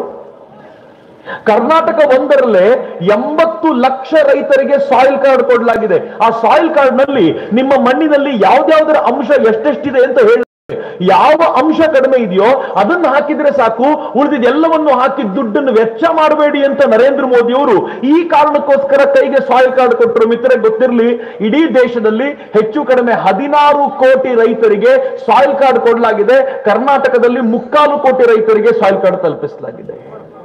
ಈ ಸಾಯಿಲ್ ಕಾರ್ಡ್ ಕೊಟ್ಟಿದ್ದು ಅಷ್ಟಕ್ಕೆ ಸುಮ್ಮನಾಗ್ಲಿಲ್ಲ, ಇವರಿಗೆ ಉತ್ತಮ ಕ್ವಾಲಿಟಿಯ ಬೀಜ ಸಿಗಬೇಕು ಅಂತ ಅದಕ್ಕೆ ಬೇಕಾಗಿರುವ ಸಂಶೋಧನೆಗೆ ಜನರನ್ನ ಜೋಡಿಸಿದ್ರು. ಅಲ್ಲಿಗೆ ಸುಮ್ಮನಾಗದೆ ನನ್ನ ದೇಶದ ರೈತ, ನನ್ನ ನಾಡಿನ ರೈತ ಯೂರಿಯಾಗೋಸ್ಕರ ಸಾಲು ನಿಲ್ತಿದ್ನಲ್ಲ, ಕಳೆದ 5 ವರ್ಷಗಳಲ್ಲಿ ಯಾವತ್ತಾದ್ರೂ ನಿಂತಿದೀವ? ಯೂರಿಯಾ ಬೇಕು ಅಂತ ಸಾಲು ನಿಲ್ತಿದ್ವಿ. ಮಧ್ಯಪ್ರದೇಶದಲ್ಲಿ ಕಾಂಗ್ರೆಸ್ ಗವರ್ಮೆಂಟ್ ಬಂದ 2 ದಿನದಲ್ಲೇ ಯೂರಿಯಾಗೋಸ್ಕರ ಸಾಲು ನಿಂತ ರೈತರ ಮೇಲೆ ಲಾಠಿ ಚಾರ್ಜ್ ಆಯ್ತು. ಆದ್ರೆ ಕರ್ನಾಟಕದಲ್ಲಿ ಅಥವಾ ಇಡೀ ದೇಶದಲ್ಲಿ ಯೂರಿಯಾದಕ್ಕೋಸ್ಕರ ರೈತರು ಸಾಲು ನಿಲ್ಲುವಂತ ಪರಿಸ್ಥಿತಿಯೇ ಇರಲಿಲ್ಲ. ಯಾಕೆಂದ್ರೆ ನರೇಂದ್ರ ಮೋದಿ ಯೋಚನೆ ಮಾಡಿದ್ರು, ಈ ಗವರ್ಮೆಂಟ್ಗಳೆಲ್ಲ ಏನ್ ಮಾಡಿದ್ವು, ಯೂರಿಯಾನ ಸಬ್ಸಿಡಿ ರೇಟಲ್ಲಿ ಕೊಡ್ತಿದ್ವಲ್ಲ, ಈ ಯೂರಿಯಾನೆಲ್ಲ ರೈತರು ಬಳಸ್ತಿರ್ಲಿಲ್ಲ. ರೈತರಿಗಿಂತ ಹೆಚ್ಚು ಬೇರೆ ಬೇರೆ ಫ್ಯಾಕ್ಟರಿಗಳವರು ಯೂರಿಯಾನ್ ತಗೊಂಡು ಹೋಗ್ಬಿಡ್ತಿದ್ರು. ನರೇಂದ್ರ ಮೋದಿ ಯೋಚನೆ ಮಾಡಿದ್ರು, ಯೂರಿಯಾ ಫ್ಯಾಕ್ಟರಿಗಳಿಗೆ ಹೋಗಬಾರದು ಅಂದ್ರೆ ಏನ್ ಮಾಡಬೇಕು? ಸಿಂಪಲ್ ಕೆಲಸ. ಯಾರೋ ಒಬ್ಬ ರೈತ ಐಡಿಯಾ ಕೊಟ್ಟನಂತವರಿಗೆ, ಈ ಯೂರಿಯಾಕ್ಕೆ ಬೇವಿನ ಎಣ್ಣೆ ಮಿಶ್ರಣ ಮಾಡಿಬಿಟ್ರೆ ಬೇರೆ ಯಾರೂ ಬಳಸೋಂಗಿಲ್ಲ, ಆದ್ರೆ ರೈತರು ಬಳಸಬಹುದು. ಯಾಕೆ ಅಂತಂದ್ರೆ ರೈತರಿಗೆ ಬೇವಿನ ಎಣ್ಣೆ ಅವನ ಭೂಮಿಗೆ, ಅವನ ಕೃಷಿಗೆ ಕೀಟನಾಶಕದಂತಾಗುತ್ತೆ, ಯೂರಿಯಾಕ್ಕೆ ನೀವು ಬೇವಿನ ಎಣ್ಣೆ ಮಿಕ್ಸ್ ಮಾಡಿ ಅಂತ ಐಡಿಯಾ ತೆಗೆದುಕೊಂಡ ನರೇಂದ್ರ ಮೋದಿ ಎಲ್ಲ ಯೂರಿಯಾ ಫ್ಯಾಕ್ಟರಿಗಳಿಂದ ಯೂರಿಯಾನ್ ತರಿಸ್ಕೊಂಡ ಮೇಲೆ ಅದಕ್ಕೆ ಬೇವಿನ ಎಣ್ಣೆ ಮಿಕ್ಸ್ ಮಾಡಿ ಬಿಟ್ರು. ನೋಡಿ, ಯಾವ ಅಯೋಗ್ಯನೂ ಕೂಡ ಬಂದು ನನ್ನ ಫ್ಯಾಕ್ಟರಿಗೆ ಇದು ಬೇಕು ಅಂತ ಯೂರಿಯಾ ತೆಗೆದುಕೊಂಡು ಹೋಗಲಿಲ್ಲ. ಬದಲಿಗೆ ಯೂರಿಯಾ ಸಿಗುವಂತಾಯ್ತು. ರೈತನಿಗೆ ತೊಂದರೆ ಇಲ್ಲದಂತೆ ಸಬ್ಸಿಡಿ ರೇಟಿನ ಯೂರಿಯಾ ಸಿಗುವಂತೆ ಮಾಡಿದ್ರಲ್ಲ, ಅದು ನರೇಂದ್ರ ಮೋದಿ ರೈತರಿಗೆ ಮಾಡಿದ ಮಹದ್ ಉಪಕಾರ. ಇಲ್ಲದೆ ಹೋದ್ರೆ ಸಾಲ ಮನ್ನಾಕ್ ಹೆಂಗ್ ಲೈನ್ ನಿಂತಿರ್ತಿದ್ವೋ ಹಂಗೆ ಯೂರಿಯಾಕ್ಕೋಸ್ಕರ ಲೈನ್ ನಿಂತ್ಕೊಳ್ಬೇಕಾದ ಪರಿಸ್ಥಿತಿ ಇತ್ತಲ್ಲ. ನರೇಂದ್ರ ಮೋದಿ ಎಷ್ಟು ಉಪಕಾರ ಮಾಡಿದ್ರು ನಮ್ಗೆ. ಮಿತ್ರ, ನರೇಂದ್ರ ಮೋದಿ ಇಲ್ಲಿಗೆ ನಿಲ್ಲಲಿಲ್ಲ, ಉಪಕಾರ ಮಾಡಿದಷ್ಟೇ. ನರೇಂದ್ರ ಮೋದಿ ಕೃಷಿ ಸಿಂಚಾಯಿ ಅಂತ ಕರ್ನಾಟಕ ಒಂದರಲ್ಲೇ 18ಕ್ಕೂ ಹೆಚ್ಚು ನೀರಾವರಿ ಯೋಜನೆಗಳನ್ನು ತೆಗೆದುಕೊಂಡು ಪ್ರತಿಯೊಂದು ಭೂಮಿಗೂ ನೀರು ಸಿಗುವಂತೆ ಮಾಡುವ ಪ್ರಯತ್ನವನ್ನು ನಿಶ್ಚಯ ಮಾಡಿದ್ದಾರಲ್ಲ, ಇದು ನರೇಂದ್ರ ಮೋದಿ ಅವರ ಕಾಲದಲ್ಲಿ ಆಗ್ತಾ ಇರುವಂತದ್ದು. ಇಲ್ಲಿಗೆ ನಿಲ್ಲದೆ ಫಸಲ್ ಬಿಮಾ ಯೋಜನೆ ಮಾಡಿ ನೀವೇನ್ ಬೆಳೆ ಬೆಳಿತೀರೋ ಅದಕ್ಕೆ ವಿಮಾ ಕಟ್ಟಿ, ನಿಮ್ಮ ಬೆಳೆ ಹಾಳಾದ್ರೆ ವಿಮಾ ಕಂಪನಿ ಹಣ ಕೊಡುವಂತೆ ಮಾಡ್ತೀವಿ ಅಂತ ಸರ್ಕಾರವನ್ನು, ವಿಮಾ ಕಂಪನಿಯನ್ನು ಜೋಡಿಸಿದ್ರು. ಕೃಷಿ ಸಿಂಚಾಯಿ ಯೋಜನೆಗೆ ಅಂತ 50,000 ಕೋಟಿ ಎತ್ತಿಟ್ಟು ಈ ದೇಶದ ಪ್ರತಿ ಭೂಮಿಗೆ ಕೃಷಿಗೆ ನೀರು ಕೊಡಬೇಕು ಅನ್ನೋ ಪ್ರಯತ್ನ ಮಾಡಿದ್ರು. ಅಲ್ಲಿಗೆ ನಿಲ್ಲಲಿಲ್ಲ. ಒಂದು ಅಪರೂಪದ ಸಂಗತಿ, ಈ ದೇಶದಲ್ಲಿ ಕಳೆದ 5 ವರ್ಷಗಳಲ್ಲಿ 1 ಲಕ್ಷ ಕೋಟಿಗೂ ಹೆಚ್ಚು ರೂಪಾಯಿ ಹಣವನ್ನು ತೆಗೆದಿಟ್ಟು ಏನ್ ಮಾಡಿದ್ದಾರೆ ಗೊತ್ತಾ? ಯಾವ ಪಂಪ್ ಬಳಸ್ತಿರೋ ಅದು ಎಲೆಕ್ಟ್ರಿಕ್ ಕರೆಂಟ್ ಜಾಸ್ತಿ ತೆಕ್ಕೊಳ್ಳುತ್ತೆ, ಹಿಂಗಾಗಿ ಕರೆಂಟ್ ಬಿಲ್ ಜಾಸ್ತಿ ತುಂಬಬೇಕಾಗುತ್ತೆ ಅಂತ ಸೋಲಾರ್ ಪವರ್ಡ್ ಪಂಪ್ ಅನ್ನ ನಿಮಗೋಸ್ಕರ ನಿರ್ಮಾಣ ಮಾಡಿ ಈ ದೇಶದ ಸೋಲಾರ್ ಪವರ್ಡ್ ಪಂಪ್ ಅನ್ನ ಹಂಚಿಬಿಟ್ರೆ ಅವನು ಕರೆಂಟ್ ಬಿಲ್ ಅನ್ನು ಕಟ್ಟಬೇಕಾಗಿಲ್ಲ ಅಂತ ರೈತರಿಗೆ ಬೇಕಾಗಿರುವ ವ್ಯವಸ್ಥೆ ಮಾಡಿಕೊಡ್ಬೇಕು ಅಂತ ಅದಕ್ಕೆ ವ್ಯವಸ್ಥೆಯನ್ನು ರೂಪಿಸ್ಕೊಳ್ತಿದ್ದಾರಲ್ಲ, ಇದು ನರೇಂದ್ರ ಮೋದಿ ಮಾಡ್ತಿರೋದು. ಮಿತ್ರ, ಒಂದು ಅಪರೂಪದ ಸಂಗತಿ ಹೇಳ್ತೀನಿ. ಈ ಮೊಬೈಲ್ ನ ಬಳಸ್ಕೊಂಡಾಗ ಅನೇಕರು ಹೇಳ್ತಾರೆ ಮೊಬೈಲ್ ನ ಬಳಸೋದು ಹಾಳು ಕೆಲಸಕ್ಕೋಸ್ಕರ ಉಪಯೋಗಕ್ಕೆ ಬರಲ್ಲ ಅಂತ. ನರೇಂದ್ರ ಮೋದಿ ಏನ್ ಮಾಡಿದ್ದಾರೆ ಗೊತ್ತಾ? ಈ ನ್ಯಾಮ್ ಅನ್ನುವಂತ ಒಂದು ಸೈಟ್ ಅನ್ನು ಡಿಸೈನ್ ಮಾಡಿದ್ದಾರೆ. ನ್ಯಾಷನಲ್ ಅಗ್ರಿಕಲ್ಚರ್ ಮಾರ್ಕೆಟ್ ಅಂತ. ಬಹಳ ಜನರಿಗೆ ಗೊತ್ತಿರ್ಲಿಕ್ಕಿಲ್ಲ ಅದ್ರ ಬಗ್ಗೆ. ನ್ಯಾಷನಲ್ ಅಗ್ರಿಕಲ್ಚರ್ ಮಾರ್ಕೆಟ್ ಹೆಂಗಿದೆ ಅಂತಂದ್ರೆ, ನೀವು ಕೈಯಲ್ಲಿ ಮೊಬೈಲ್ ಇಟ್ಕೊಂಡು ನೀವು ಬೆಳೆದಿರೋ ಬೆಳೆಯನ್ನ ಈ ನಾಡಿನಲ್ಲಿರುವಂತ ಮಾರ್ಕೆಟ್ಗೆ ಮಾರಬಹುದಾಗಿರುವಂತ ವ್ಯವಸ್ಥೆಯನ್ನ ಈ ನಾವು ನಿರ್ಮಾಣ ಮಾಡಿಕೊಟ್ಟಿದೆ. ಇದು ನರೇಂದ್ರ ಮೋದಿ ಅವರ ಯೋಜನೆ. ಕಳೆದ 5 ವರ್ಷಗಳಲ್ಲಿ ಸುಮಾರು 50,000 ಕೋಟಿ ರೂಪಾಯಿಯ ಉತ್ಪನ್ನವನ್ನ ರೈತ ತನ್ನ ಭೂಮಿಯಿಂದ ನೇರವಾಗಿ ಮಾರ್ಕೆಟ್ಗೆ ಮಾರಿದ್ದಾನಲ್ಲ, 50,000 ಕೋಟಿ ರೂಪಾಯಿ. ನಮಗ್ ಗೊತ್ತಾಗಲಿಲ್ಲ ಅಂತಂದ್ರೆ ರೀಸನ್ ಏನ್ ಗೊತ್ತಾ? ನಮ್ಮವರೆಗೂ ಸರ್ಕಾರಗಳು ಅದನ್ನು ಬರ್ಲಿಕ್ಕೆ ಬಿಡ್ಲಿಲ್ಲ ಅಂತ. ಮಿತ್ರರೆ, ಸ್ವಲ್ಪ ರೈತ ಬುದ್ಧಿವಂತನಾಗ್ಬಿಟ್ರೆ ಇವತ್ತು ಇರುವಂತ ಮಾರ್ಕೆಟ್ ಅನ್ನ ಸರಿಯಾಗಿ ಬಳಸ್ಕೊಂಡು ತನ್ನ ಭೂಮಿಯ ಕೃಷಿಯನ್ನ ಚೆನ್ನಾಗಿ ಬಳಸ್ಕೊಳ್ಬಹುದು. ನಾನು ಇತ್ತೀಚೆಗೆ ಆಶ್ಚರ್ಯಚಕಿತನಾದೆ. ನರೇಂದ್ರ ಮೋದಿ ಹೇಳಿದ್ದಾರೆ, ಈ ದೇಶದ ರೈತ ಬರೀ ಬೆಳೆ ತೆಕ್ಕೊಂಡಿರಬಾರ್ದು, ಅವನು ಸ್ವಲ್ಪ ಪ್ರಯತ್ನ ಪಟ್ಟು ಅವನು ಮೀನು ಸಾಕಾಣಿಕೆ ಮಾಡ್ಲಿಕ್ಕೆ ಶುರು ಮಾಡಬೇಕು. ಇದಕ್ಕೋಸ್ಕರ ಒಂದು blue revolution Narendra Modi plan ಮಾಡ್ತಿದ್ದಾರಲ್ಲ, ಈ ಬ್ಲೂ ರೆವಲ್ಯೂಷನ್ ಎಲ್ಲ ನಿರ್ಮಾಣಗೊಂಡ್ಬಿಟ್ರೆ ನಮ್ಮ ರೈತ ಖಾಲಿ ಕೂತ್ಕೊಳ್ಳುವ ಪರಿಸ್ಥಿತಿಯೇ ಇಲ್ಲ. ಅವನೆದುರಿಗೆ ಎಲ್ಲರೂ ಬಂದು ನಿಂತ್ಕೊಳ್ಬೇಕಾಗಿರುವಂತ ವಾತಾವರಣ ನಿರ್ಮಾಣ ಮಾಡಬೇಕು ಅಂತ ಈ ದೇಶದ ಪ್ರಧಾನಮಂತ್ರಿ ಟ್ರೈ ಮಾಡ್ತಿದ್ದಾರೆ. ಎಲ್ಲೋ ಒಂದ್ ಕಡೆ ನಾವೇ ಮರೆತು ಕೂತಿದ್ದೀವಿ ಅನ್ಸುತ್ತೆ ಮಿತ್ರರೇ. ಈ ದೇಶದ ಪ್ರಧಾನಮಂತ್ರಿ ಈ ದೇಶದ ಸೈನಿಕನಿಂದ ಹಿಡಿದು ಅತ್ಯಂತ ಕೊನೆಯ ವ್ಯಕ್ತಿವರೆಗೂ ಆಲೋಚನೆ ಮಾಡಿದ್ದಾರೆ. ಅವರ ಆಲೋಚನೆ ಎಲ್ಲಿವರೆಗೂ ವ್ಯಾಪಕಗೊಂಡಿದೆ ಅಂತಂದ್ರೆ, ಅನೇಕ ಬಾರಿ ಯೋಚನೆ ಮಾಡ್ತಾ ನನಗೆ ಗಾಬರಿ ಅನ್ಸುತ್ತೆ. ಕಾಲಿಲ್ದವರನ್ನ, ಕೈ ಇಲ್ದವರನ್ನ ನಾವು ವಿಕಲಾಂಗರು ಅಂತ ಕರಿತೀವಲ್ಲ, ನರೇಂದ್ರ ಮೋದಿ ಒಂದು ಭಾಷಣದಲ್ಲಿ ಹೇಳಿದ್ರು, ವಿಕಲಾಂಗರು ಅಂತ ಕರಿಬೇಡಿ, ಅವರನ್ನ ದಿವ್ಯಾಂಗರು ಅಂತ ಕರೀರಿ ಅಂತ. ಬಹಳ ಸಿಂಪಲ್ ವರ್ಡ್, ಬಹಳ ಮಜಾ ಏನಿಲ್ಲ ಅಂತ ಅನಿಸ್ಬಹುದು. ಆದ್ರೆ ದಿವ್ಯಾಂಗರು ಅಂತ ಕರೆದು ಏನ್ ಹೇಳಿದ್ರು ಗೊತ್ತಾ? ನರೇಂದ್ರ ಮೋದಿ ಅವರು ಹೇಳಿದ್ರು, ಇಷ್ಟು ದಿನ ಆಸಿಡ್ ದಾಳಿಗೆ ಒಳಗಾದ ಹೆಣ್ಣು ಮಕ್ಕಳು ನನ್ನನ್ನು ಪ್ರೀತಿಸ್ಲಿಲ್ಲ ಅನ್ನೋ ಕಾರಣಕ್ಕೋಸ್ಕರ ಯಾವುದೋ ಅಯೋಗ್ಯ ಹುಡುಗ ಬಂದು ಒಂದು ಹೆಣ್ಣು ಮಗಳ ಮೇಲೆ ಆಸಿಡ್ ಎರಚಿ ಬಿಡ್ತಾನಲ್ಲ, ಅವರನ್ನ ಆಸಿಡ್ ದಾಳಿ ಪೀಡಿತ ಹೆಣ್ಣು ಮಕ್ಕಳು ಅಂತ ಸೆಪರೇಟ್ ಮಾಡಿಟ್ಬಿಟ್ಟಿದ್ರು. ನರೇಂದ್ರ ಮೋದಿ ಹೇಳಿದ್ರು, ಅವರು ಆಸಿಡ್ ದಾಳಿ ಪೀಡಿತ ಹೆಣ್ಣು ಮಕ್ಕಳನ್ನ ಇನ್ನು ಮುಂದೆ ದಿವ್ಯಾಂಗರು ಅಂತ ಕರೆದು ವಿಕಲಾಂಗರಿಗೆ ಏನೇನ್ ಸೌಲಭ್ಯ ಸಿಗುತ್ತೋ ಅವೆಲ್ಲವನ್ನು ಇವರಿಗೂ ಕೊಡಬೇಕು ಅಂತ. ಆ ಹೆಣ್ಣು ಮಕ್ಕಳಿಗೆ ಎಲ್ಲ ಸೌಲಭ್ಯವನ್ನು ವಿಸ್ತಾರ ಮಾಡಿದ್ರಲ್ಲ, ಅತ್ಯಂತ ಚಿಕ್ಕ ಸಂಗತಿ ಅನ್ನಿಸ್ಬಹುದು, ಆದ್ರೆ ನರೇಂದ್ರ ಮೋದಿ ಯೋಚನೆ ಮಾಡ್ತಾರೆ ಅಂತ. ನಮ್ಮ ಆಫೀಸಿಗೆ ಹುಡುಗ ಬಂದಿದ್ದ, ಹೈದರ್ ಅಲಿ ಅಂತ ಅವನ ಹೆಸರು. ನಮ್ಮ ಯುವ ಲೈವ್ನಲ್ಲಿ ಒಂದು ಇಂಟರ್ವ್ಯೂ ಮಾಡಿದ್ವಿ ಅವನಿಗೆ. ಹೈದರ್ ಅಲಿ ಮಾತಾಡ್ತಾ, ಮುಸ್ಲಿಂ ಹುಡುಗ, ಅವನಿಗೆ 2 ಕಣ್ಣಿಲ್ಲ, ಅವನು ಏನು ಚಾಲೆಂಜ್ಡ್ ಹುಡುಗ, ವಿಜುವಲಿ ಚಾಲೆಂಜ್ಡ್ ಹುಡುಗ. ಆ ಹುಡುಗನನ್ನ ಮಾತಾಡಿಸ್ತಾ ನಾನು ಸುಮ್ಮನೆ ಕೇಳಿದೆ, ಹೈದರ್ ಅಲಿ ನಿನ್ನ ಫೇವರಿಟ್ ಪೊಲಿಟಿಷಿಯನ್ ಯಾರು ಅಂತ. ಹೈದರ್ ಅಲಿ ಏನ್ ಹೇಳ್ದ ಗೊತ್ತಾ? ಸರ್, ನಿಮ್ಗೆ ಆಶ್ಚರ್ಯ ಆಗ್ಬೋದು, ನನ್ನ favourite politician Narendra Modi sir ಅಂತ. ನಾನು ಕೇಳಿದೆ, ನರೇಂದ್ರ ಮೋದಿ ಯಾಕೆ ನಿಂಗೆ ತುಂಬಾ ಇಷ್ಟ ಆಗ್ತಾರೆ? ಹೈದರ್ ಅಲಿ ಹೇಳ್ತಾನೆ, ಸರ್ ಯಾಕೋ ಇಲ್ಲ ಸರ್, ನಾವೆಲ್ಲ ಕುರುಡರು ಕ್ರಿಕೆಟ್ ಆಡ್ತೀವಿ, ಕುರುಡ್ರದು ಒಂದು ವರ್ಲ್ಡ್ ಕಪ್ ಇರುತ್ತೆ, ನೀವೆಲ್ಲ ಕಣ್ಣಿರೋ ವರ್ಲ್ಡ್ ಕಪ್ ಮಾತ್ರ ನೋಡಿರ್ತೀರಿ, ನಾವು ಕುರುಡ್ರು ಒಂದು ವರ್ಲ್ಡ್ ಕಪ್ ಆಡ್ತೀವಿ. ವರ್ಲ್ಡ್ ಕಪ್ ಆಡ್ಲಿಕ್ಕೆ ವಿದೇಶಕ್ಕೆ ಹೋಗಿದ್ದಾಗ ನಾವು ಹೋಗಿದ್ದೀವಿ ಅಂತ ಗೊತ್ತಾದ ಮೇಲೆ ನರೇಂದ್ರ ಮೋದಿ ಅವರು ನಮ್ ನಂಬರ್ಗಳನ್ನ ಕಲೆಕ್ಟ್ ಮಾಡಿಕೊಂಡು ನಮ್ ಕ್ಯಾಪ್ಟನ್ ಒಬ್ಬರಿಗೆ ಮಾತನಾಡಿಸಿ, ನೀವೆಲ್ಲ ವಿದೇಶಕ್ಕೆ ಹೋಗಿದ್ದೀರಪ್ಪ, ಈ ಆಟದಲ್ಲಿ ನೀವು ಗೆದ್ದು ಬರಬೇಕು ಅಂತ ಆಶಿಸ್ತೀನಿ, ನಿಮಗೆ ಭಗವಂತ ಎಲ್ಲ ಶಕ್ತಿಯನ್ನು ಕೊಡ್ಲಿ ಅಂತ ಪರ್ಸನಲಿ ಕಾಲ್ ಮಾಡಿ ಹೇಳ್ಬಿಟ್ರು. ಸರ್, ಇದುವರೆಗೂ ಯಾವ ಪ್ರಧಾನಮಂತ್ರಿ ಹಿಂಗ್ ಮಾಡಿರ್ಲಿಲ್ಲ, ನಮ್ಮ ಬಗ್ಗೆನೂ ಕಾಳಜಿ ವಹಿಸೋ ಪ್ರಧಾನಮಂತ್ರಿ ಈಗ ನಮ್ಗೆ ಸಿಕ್ಕಿದ್ದಾರೆ ಅಂತ. ಆಮೇಲೆ ಏನಾಯ್ತು ಅಂತ ಕೇಳಿದೆ. ಅವನಂದ, ನಾವು ವರ್ಲ್ಡ್ ಕಪ್ ಗೆದ್ವಿ ಸರ್. ಗೆದ್ದ ಮೇಲೆ ವಾಪಸ್ ಬಂದಾಗ ಈ ದೇಶದ ಪ್ರಧಾನಮಂತ್ರಿ, ನೋಡ್ರಿ ಇಷ್ಟು ಕೆಲಸದಾನೆ, ಈ ಬಾರಿ ಏನಾದರೂ ಮೋಸ ಮಾಡಿದರೆ 50 ವರ್ಷಗಳ ಕಾಲ ಅನುಭವಿಸಬೇಕಾಗತ್ತೆ. ನರೇಂದ್ರ ಮೋದಿ ಅವರನ್ನ ಸೋಲಿಸಬೇಕು, ಕಳಿಸ್ಬೇಕು ಅಂತ ಎಲ್ಲಾ ಪಾರ್ಟಿಗಳು ಒಂದಾಗಿವೆ. ಯಾರ್ಯಾರಿದ್ದಾರೆ ಈ ಪಾರ್ಟಿಯಲ್ಲಿ? ಶರದ್ ಪವಾರ್ ಯಾರು ಅಂತ ನಿಮ್ಗೆ ಗೊತ್ತಿದೆ, ಮತ್ತೆ ಹೇಳಬೇಕು ಅಂತಿಲ್ಲ. ಚಂದ್ರಬಾಬು ನಾಯ್ಡು ಯಾರು ಗೊತ್ತೇನ್? ಚಂದ್ರಬಾಬು ನಾಯ್ಡು ಆಸ್ತಿ ಎಷ್ಟಿದೆಯೋ ಅದರ 3 ಪಟ್ಟು ಹೆಚ್ಚು ಆಸ್ತಿ ಅವನ ಮೊಮ್ಮಗನ ಹೆಸರಲ್ಲಿ ಇದೆಯಂತ. ಮೊಮ್ಮಕ್ಕಳ ಹೆಸರಲ್ಲಿ ದುಡ್ಡು ಮಾಡಿದವನು. ನರೇಂದ್ರ ಮೋದಿ ಅವರ ಪರಿಸ್ಥಿತಿ ಹೆಂಗಿದೆ ಗೊತ್ತೇನು? ಅವ್ರ ಅಣ್ಣ ತಮ್ಮಂದ್ರು, ಅವ್ರ ಅಣ್ಣಂದ್ರು, ಅವ್ರ ತಮ್ಮಂದ್ರು ಇವತ್ತಿಗೂ ಕೂಡ ಸಾಮಾನ್ಯವಾದ ನೌಕರಿ ಮಾಡ್ಕೊಂಡು, ಅಂಗಡಿ ಮಾಡ್ಕೊಂಡು, ಅಲ್ಲಲ್ಲೇ ಕುಳಿತುಕೊಂಡು ತಂಪಾಡಿಗೆ ತಾವು ವ್ಯಾಪಾರ ಮಾಡ್ಕೊಂಡಿದ್ದಾರೆ. ಇದು ನರೇಂದ್ರ ಮೋದಿ, ಅದು ಚಂದ್ರಬಾಬು ನಾಯ್ಡು. ಮಮತಾ ಬ್ಯಾನರ್ಜಿ, ಯಾರು ಮಮತಾ ಬ್ಯಾನರ್ಜಿ? ಈ ದೇಶದ ಸಾಮಾನ್ಯ ಜನತೆ ತಾವು ಚಿಟ್ ಫಂಡ್ ಅಲ್ಲಿ ಇಟ್ಟಿದ್ದ ದುಡ್ಡನ್ನ ಮೋಸ ಮಾಡಿ ತಿಂದು ಹಾಕಿದವಳು. ಯಾರು ರಾಹುಲ್ ಗಾಂಧಿ? ಯಾವ ಪಾರ್ಟಿ 2G 3G ಸ್ಕ್ಯಾಮ್ಗಳಲ್ಲಿ ಭಾಗವಹಿಸ್ತೋ ಅದರ ಲೀಡರ್ ರಾಹುಲ್ ಗಾಂಧಿ. ಈ ದೇಶದಲ್ಲಿ ಎಲ್ಲ ಮಹಾಗಠಬಂಧನವರು ಒಟ್ಟಾಗಿರೋದು ಯಾಕೆ ಅಂತಂದ್ರೆ ದೇಶವನ್ನು ಉದ್ಧಾರ ಮಾಡಬೇಕು ಅಂತಲ್ಲ. ಮಹಾಗಠಬಂಧನ್ ಅವ್ರನ್ನ ಕೇಳಿ ನೋಡಿ, ನೀವೆಲ್ಲ ಯಾಕೆ ಒಟ್ಟಾಗಿದ್ದೀರಾ ಅಂತ ಕೇಳಿದ್ರೆ ಮಹಾಗಠಬಂಧನವ್ರು ಹೇಳ್ತಾರೆ, ಮೋದಿನ ಅಲ್ಲಿಂದ ಪಕ್ಕಕ್ಕೆ ತಳ್ಳಬೇಕು ಅಷ್ಟೇ, ಅದಕ್ಕೋಸ್ಕರ ಒಟ್ಟಾಗಿದ್ದೀವಿ ಅಂತ.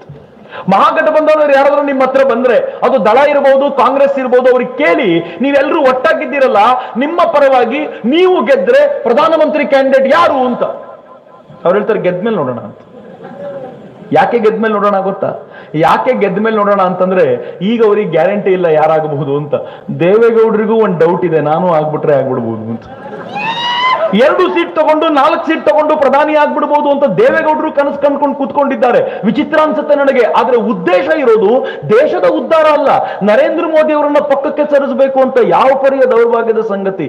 ಯಾರೋ ನನಗೆ ಮಿತ್ರ ಹೇಳ್ತಿದ್ದ, ಎಷ್ಟು ಜನ ಪ್ರಧಾನಮಂತ್ರಿ ಕ್ಯಾಂಡಿಡೇಟ್ ಆಗ್ಬಿಟ್ಟಿದ್ದಾರೆ ಈಗ ಅಂತಂದ್ರೆ, ಎಷ್ಟು ಜನ ಇದ್ದಾರೆ ಅಂತಂದ್ರೆ ಅವರೆಲ್ರಿಗೂ ಒಂದೊಂದು ಕುರ್ಚಿ ಸಾಕಾಗಲ್ಲ, ಅವರೆಲ್ರಿಗೂ ಒಂದು ಹಾಸಿಗೆ ಹಾಸಿ ಅವ್ರನ್ನ ಅಲ್ಲೇ ಕೂರಿಸ್ಬೇಕು, ಅಷ್ಟು ಜನ ಪ್ರಧಾನಮಂತ್ರಿ ಕ್ಯಾಂಡಿಡೇಟ್ ಇದ್ದಾರೆ ಅಂತ. ಸೋಮವಾರ ಒಬ್ಬ, ಮಂಗಳವಾರ ಒಬ್ಬ, ಬುಧವಾರ ಒಬ್ಬ, ಗುರುವಾರ ಒಬ್ಬ, ಶುಕ್ರವಾರ ಒಬ್ಬ, ಶನಿವಾರ ಒಬ್ಬ, ಭಾನುವಾರ ಭಾರತಕ್ಕೆ ರಜಾ. ಮಿತ್ರ, ಈ ಸ್ಥಿತಿ ಬಂದ್ರೆ ಆಶ್ಚರ್ಯ ಪಡಬೇಡಿ ಅಂತ. ಕರ್ನಾಟಕದ ಗವರ್ಮೆಂಟ್ ನೀವು ನೋಡಿದ್ದೀರಿ, 2 ಗವರ್ಮೆಂಟ್ಗಳು ಸೇರ್ಕೊಂಡು, ಎರಡು ಪಕ್ಷಗಳು ಸೇರ್ಕೊಂಡು ಒಂದು ಗವರ್ಮೆಂಟ್ ಮಾಡಿದೆ ಇಲ್ಲಿ. ಈ ಗವರ್ಮೆಂಟ್ ನ ಪರಿಸ್ಥಿತಿ ಹೆಂಗಿದೆ ಅಂತಂದ್ರೆ, ದಿನ ಬೆಳಗಾದ್ರೆ ಮುಖ್ಯಮಂತ್ರಿಗಳು ಹೇಳ್ತಾರೆ ನಂಗಿಷ್ಟ ಇಲ್ಲ, ನನಗಿಷ್ಟ ಇಲ್ಲ. ಅವರಪ್ಪ ಹೇಳ್ತಾರೆ ನಾನು ಕುಮಾರ ಬಿಡಲ್ಲ ಅಂತ. ಅಂದ್ರೆ ಇವ್ರು ಯಾವ ತರ ಪರಿಸ್ಥಿತಿ ಅಂತಂದ್ರೆ ಮುಖ್ಯಮಂತ್ರಿಗೆ ಇಂಟ್ರೆಸ್ಟ್ ಇಲ್ಲ. ನಾನು ತಮಾಷೆ ಮಾಡಿ ಪಕ್ಕದ ಹಳ್ಳಿಯಲ್ಲಿ ಹೇಳ್ತಿದ್ದೆ, ಊರಿನ ಹೆಡ್ ಮಾಸ್ಟ್ರು, ಸ್ಕೂಲಿನ ಹೆಡ್ ಮಾಸ್ಟ್ರು, ಈ ಶಾಲೆಯ ಹೆಡ್ ಮಾಸ್ಟ್ರು, ನಂಗೆ ಸ್ಕೂಲ್ ಕಂಡ್ರೆ ಇಷ್ಟ ಇಲ್ಲ ಅಂದ್ರೆ ಸ್ಕೂಲ್ ಹೆಂಗ್ರಿ ನಡಿಬೇಕು? ಹೆಡ್ ಮಾಸ್ಟರ್ಗೆ ಸ್ಕೂಲ್ ಕಂಡ್ರೆ ಇಷ್ಟ ಇಲ್ಲ, ಸ್ಕೂಲ್ಗೆ ಹೋಗೋದು ಇಷ್ಟ ಇಲ್ಲ ಅಂದ್ರೆ ಸ್ಕೂಲ್ ನಡೆಯುತ್ತೆ ಅನ್ಕೊಂಡಿದ್ದೀರಾ? ಮೇಟ್ಗಳು ಸರಿಯಾಗಿ ಕೆಲಸ ಮಾಡ್ತೀರಾ ಅನ್ಕೊಂಡಿದ್ದೀರಾ? ಇವತ್ತು ಕರ್ನಾಟಕದ ಮುಖ್ಯಮಂತ್ರಿ ನನಗೆ ಸ್ಕೂಲ್ ನಡೆಸೋದೇ ಇಷ್ಟ ಇಲ್ಲ, ಗವರ್ಮೆಂಟ್ ನಡೆಸೋದೇ ಇಷ್ಟ ಇಲ್ಲ ಅಂತಂದ್ರೆ ಉಳಿದ ಮಂತ್ರಿಗಳು ಏನ್ ಮಾಡಬೇಕು?